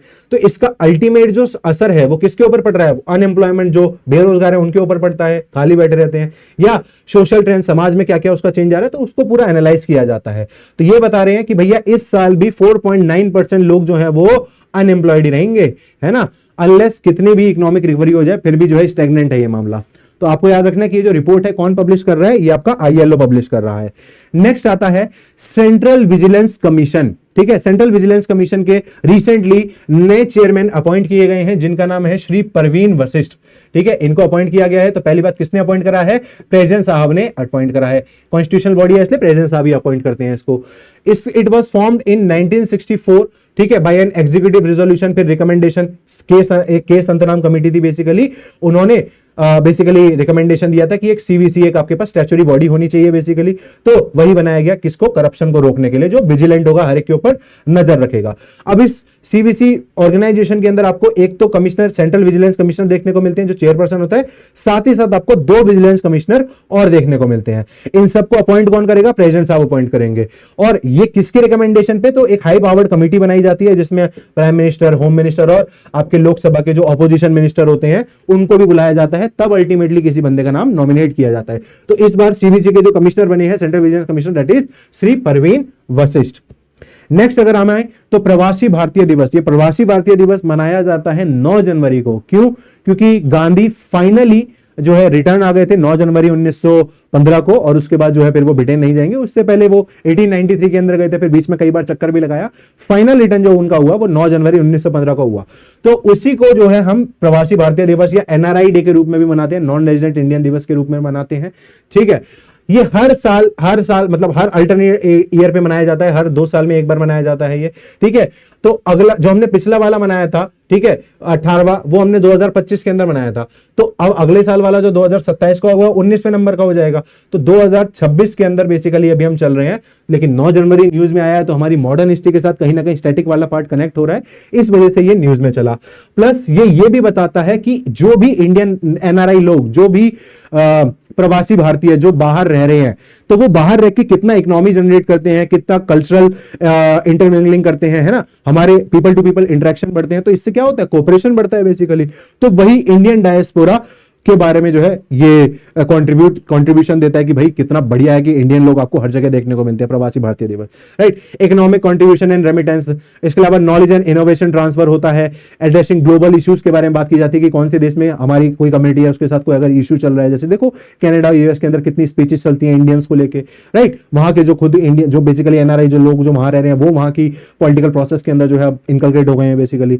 सॉफ्ट पावर और डिप्लोमेसी को दिखाता है। तो इंडियन डायस्पोरा भैया पूरा का पूरा जो है फैला पड़ा है। USA के अंदर देखो कितना है, UAE के अंदर, सऊदी अरेबिया, मलेशिया, ये सारी की सारी हाई इकोनॉमिक कंट्रीज हैं, राइट। नेक्स्ट इज UAE के जो प्रेसिडेंट हैं वो बेसिकली रिसेंटली जो है इंडिया के अंदर है, president of United Arab Emirates, जिनका नाम है शेख मोहम्मद बिन जायद अल नहयान। ठीक है, ये बेसिकली अभी आपके इंडिया के अंदर आए, और इनके जो डिप्लोमेटिक रिलेशंस है इंडिया के और UAE के, ये 1972 के अंदर स्टार्ट हुए बेसिकली, है ना। और कॉम्प्रिहेंसिव स्ट्रेटेजिक पार्टनरशिप के रूप में कि भैया किस तरीके से हम अलग अलग कॉपरेशन, अलग अलग फील्ड में जो है एक दूसरे को कोऑपरेट कर सकते हैं। UAE जो है वो इंडिया के लिए सेकंड लार्जेस्ट एक्सपोर्ट डेस्टिनेशन है। सबसे पहला US, इंडिया जो सबसे ज्यादा एक्सपोर्ट करता है वो US को करता है। उसके बाद दूसरे नंबर पे जो सबसे ज्यादा एक्सपोर्ट करता है वो UAE को करता है, अराउंड 32 बिलियन के आसपास, राइट। इस वजह से ये इंपॉर्टेंट हो जाते हैं हमारे लिए। Next is fourth industrial revolution. Basically world Economic forum ने अभी 5 नए सेंटर्स पूरी दुनिया के अंदर जो है बनाए हैं, इंक्लूड करे हैं, किसके लिए? For the fourth industrial revolution. ये क्या मतलब हुआ फोर्थ? पहला कब हुआ था? अरे पहला तो वही 1760s के टाइम पर स्टार्ट हुआ था ब्रिटेन के अंदर, है ना, जिसमें मशीनों का यूज किया जाने लगा, स्टीम इंजन्स का, अलग अलग पावर हैंडलूम्स का यूज किया जाता था, टेक्नोलॉजिकल इनोवेशंस हो रहे थे। फिर 1870s तक आते आते इन्हीं का मास प्रोडक्शन हो गया। क्यों? क्योंकि अब इलेक्ट्रिसिटी और ऑयल बेस्ड पावर आ गई, है ना, तो उससे क्या हो गया? आपका एनर्जी आउटपुट चेंज हो गया। फिर थर्ड रिवॉल्यूशन हम 1960s 70s के अंदर मानते हैं, जब इलेक्ट्रॉनिक्स और इंफॉर्मेशन टेक्नोलॉजीज धीरे धीरे बढ़ने लगी। और आज के टाइम पर तो भैया ये नया रिवॉल्यूशन है, नई टेक्नोलॉजीज का जमाना है। इंटरनेट ऑफ थिंग्स हो गया, artificial intelligence, data, cloud system, है ना, तो ये पूरे के पूरे साइबर एलिमेंट सारे के सारे, तो ये नया जो है फोर्थ इंडस्ट्रियल रिवॉल्यूशन इसको बोला जा रहा है। तो इसी के लिए अलग अलग सेंटर्स हैं। तो एक सेंटर उसमें से जो है आंध्र प्रदेश को भी चूज किया गया है as a part of fourth industrial revolution by World Economic Forum, right. तो इसको जो है हम याद रखेंगे। उसके बाद नेक्स्ट है national girl child day. National girl child day जो है ये आपको हर साल 24 जनवरी को देखने को मिलता है। क्या प्रमोट करता है? गर्ल्स के राइट्स को प्रमोट करता है, उनके एम्पावरमेंट को बात करता है, जेंडर इनइक्वालिटी की बात करता है, राइट। 2008 के बाद हमने ये गर्ल चाइल्ड डे ऑब्जर्व करना शुरू करा बेसिकली भारत के अंदर। क्यों? क्योंकि यहां पर ओवर द टाइम हमने ये देखा कि डिक्लाइन हो रहा था काफी चाइल्ड सेक्स रेशो का बेसिकली। तो जेंडर बेस्ड जो डिस्क्रिमिनेशन होता था उसमें फीमेल्स कम हुआ करती थी, मेल्स जो है ज्यादा होने लगे, क्योंकि हर फैमिली की इच्छा होती है कि भैया लड़का पैदा हो जाए। तो इस चक्कर में क्या होता है भाई, भ्रूण हत्या हो जाती थी, पेट के अंदर ही जो है गर्भ को ही गिरा दिया गया, बच्चे को मार दिया गया अगर लड़की है तो इसी को रोकने के लिए जो है अलग अलग तरीके से जो है प्री कंसेप्शन वाले टूल्स आने लगे, बहुत सारे रूल्स आएंगे। आपके प्री नेटल डायग्नोस्टिक आ गया है ना, कि भाई जो है डिलीवरी से पहले आप जो है चेक नहीं करवाएंगे कि ये मेल है कि फीमेल है। और साथ ही साथ बाद में जो है राइट टू एजुकेशन के अंदर इनको इंक्लूड किया जाएगा। अलग अलग टारगेटेड स्कीम्स यूज करी जाती हैं। क्यों? ताकि इनका सर्वाइवल रेशो बढ़ाया जा सके, इंप्रूव किया जा सके, प्रोटेक्शन बढ़ाई जा सके, एम्पावर किया जा सके। फॉर एग्जांपल बेटी बचाओ बेटी पढ़ाओ आपको देखने को मिलेगा, है ना। और सोशल बाइस को खत्म करने के लिए मिशन शक्ति यूज किया जाएगा वुमेन्स के लिए, ताकि सेफ्टी एम्पावरमेंट को बढ़ाया जा सके, है ना। तो एजुकेशन फोकस्ड इंटरवेंशन किया जा रहा है ताकि जेंडर इनइक्वालिटी, जेंडर गैप्स को खत्म किया जा सके। तो नेशनल गर्ल चाइल्ड डे आपको हर साल 24 जनवरी को देखने को मिलता है। तो ये थी हमारी कुछ इंपॉर्टेंट न्यूज, करंट अफेयर्स, हमारी नेशनल इवेंट्स को लेके, हमारे इंटरनेशनल इवेंट्स को लेके, चाहे वो ज्योग्राफी का हो, चाहे वो आपका पॉलिटी के रिगार्डिंग हो, इकोनॉमिक के रिगार्डिंग हो, रिपोर्ट्स के रिगार्डिंग हो, नेशनल पार्क के रिगार्डिंग हो, राइट। हर चीज के बारे में, चाहे हिस्ट्री के रिगार्डिंग हो, हमने हर चीज जो है जनवरी वाली जो है इस वीडियो में कवर करी है। आई होप आपको यहां पर नई नई इंफॉर्मेशन जानने को मिली होंगी, किस तरीके से हम किसी भी फैक्ट को अपनी स्टैटिक जीके के साथ कनेक्ट करते हैं। और पर्टिकुलरली जो क्वेश्चन जो बनते हैं वो कभी कभी ज्योग्राफी बेसिस पर भी बन जाते हैं कि भाई पर्टिकुलर लोकेशन आपको कहां देखने को मिल रही है, उसके आसपास क्या देखने को मिल रहा है, तो वहां पर भी क्वेश्चन बन जाता है। तो हमने उन सारे एक्सपर्ट्स को कवर करने की कोशिश करी है। और अब मैं आपसे नेक्स्ट वीडियो में मिलूंगा जब हम नेक्स्ट मंथ के जो है करंट अफेयर अपने कवर करेंगे, और आने वाले एनडीए एग्जाम और सीडी एग्जाम्स के अंदर जो है हम अपने झंडे गाड़ने की कोशिश करेंगे। तो मोटा मोटा बात यह है कि ये पीडीएफ जो है ये तो आपको टेलीग्राम ग्रुप पे अवेलेबल हो ही जाती है। सिर्फ इस क्लास को एक बार देखने के बाद आपको क्या करना होता है, आपको सिर्फ एक बार उसको रीड करना होता है, ठीक है। जब रीड करेंगे एक बार तो बहुत सारी चीजें तो तभी ध्यान में होने लग जाती है, क्योंकि एक बार आपने वीडियो के अंदर सुना, दूसरा आपने बाद में रीड करा। और मोटा मोटा हमें ये जो ऊपर वाली जो इंफॉर्मेशन होती है इसको ज्यादा याद रखना है, क्योंकि यहीं से मोस्टली आपके क्वेश्चंस बन जाएंगे। ये तो कॉन्टेक्स्ट होता है चीजों को समझाने के लिए, राइट। तो मोटा मोटा आपको इन चीजों पे ज्यादा ध्यान देना होगा। और मैं आपसे अब अगली वीडियो के अंदर मिलूंगा। तब तक के लिए अपना ध्यान रखिए, पढ़ते रहिए। स्मार्ट और हार्ड वर्क दोनों ही करना है, मतलब हार्ड वर्क तो करते ही है सब, लेकिन स्मार्ट वर्क भी करना है, टाइम को मैनेज करते हुए अपने एग्जाम को निकालना है। तो उसी सीक्वेंस में मैं आपसे फिर नई वीडियो के अंदर मिलूंगा। तब तक आप ध्यान रखिए अपना। जय हिंद एवरीवन।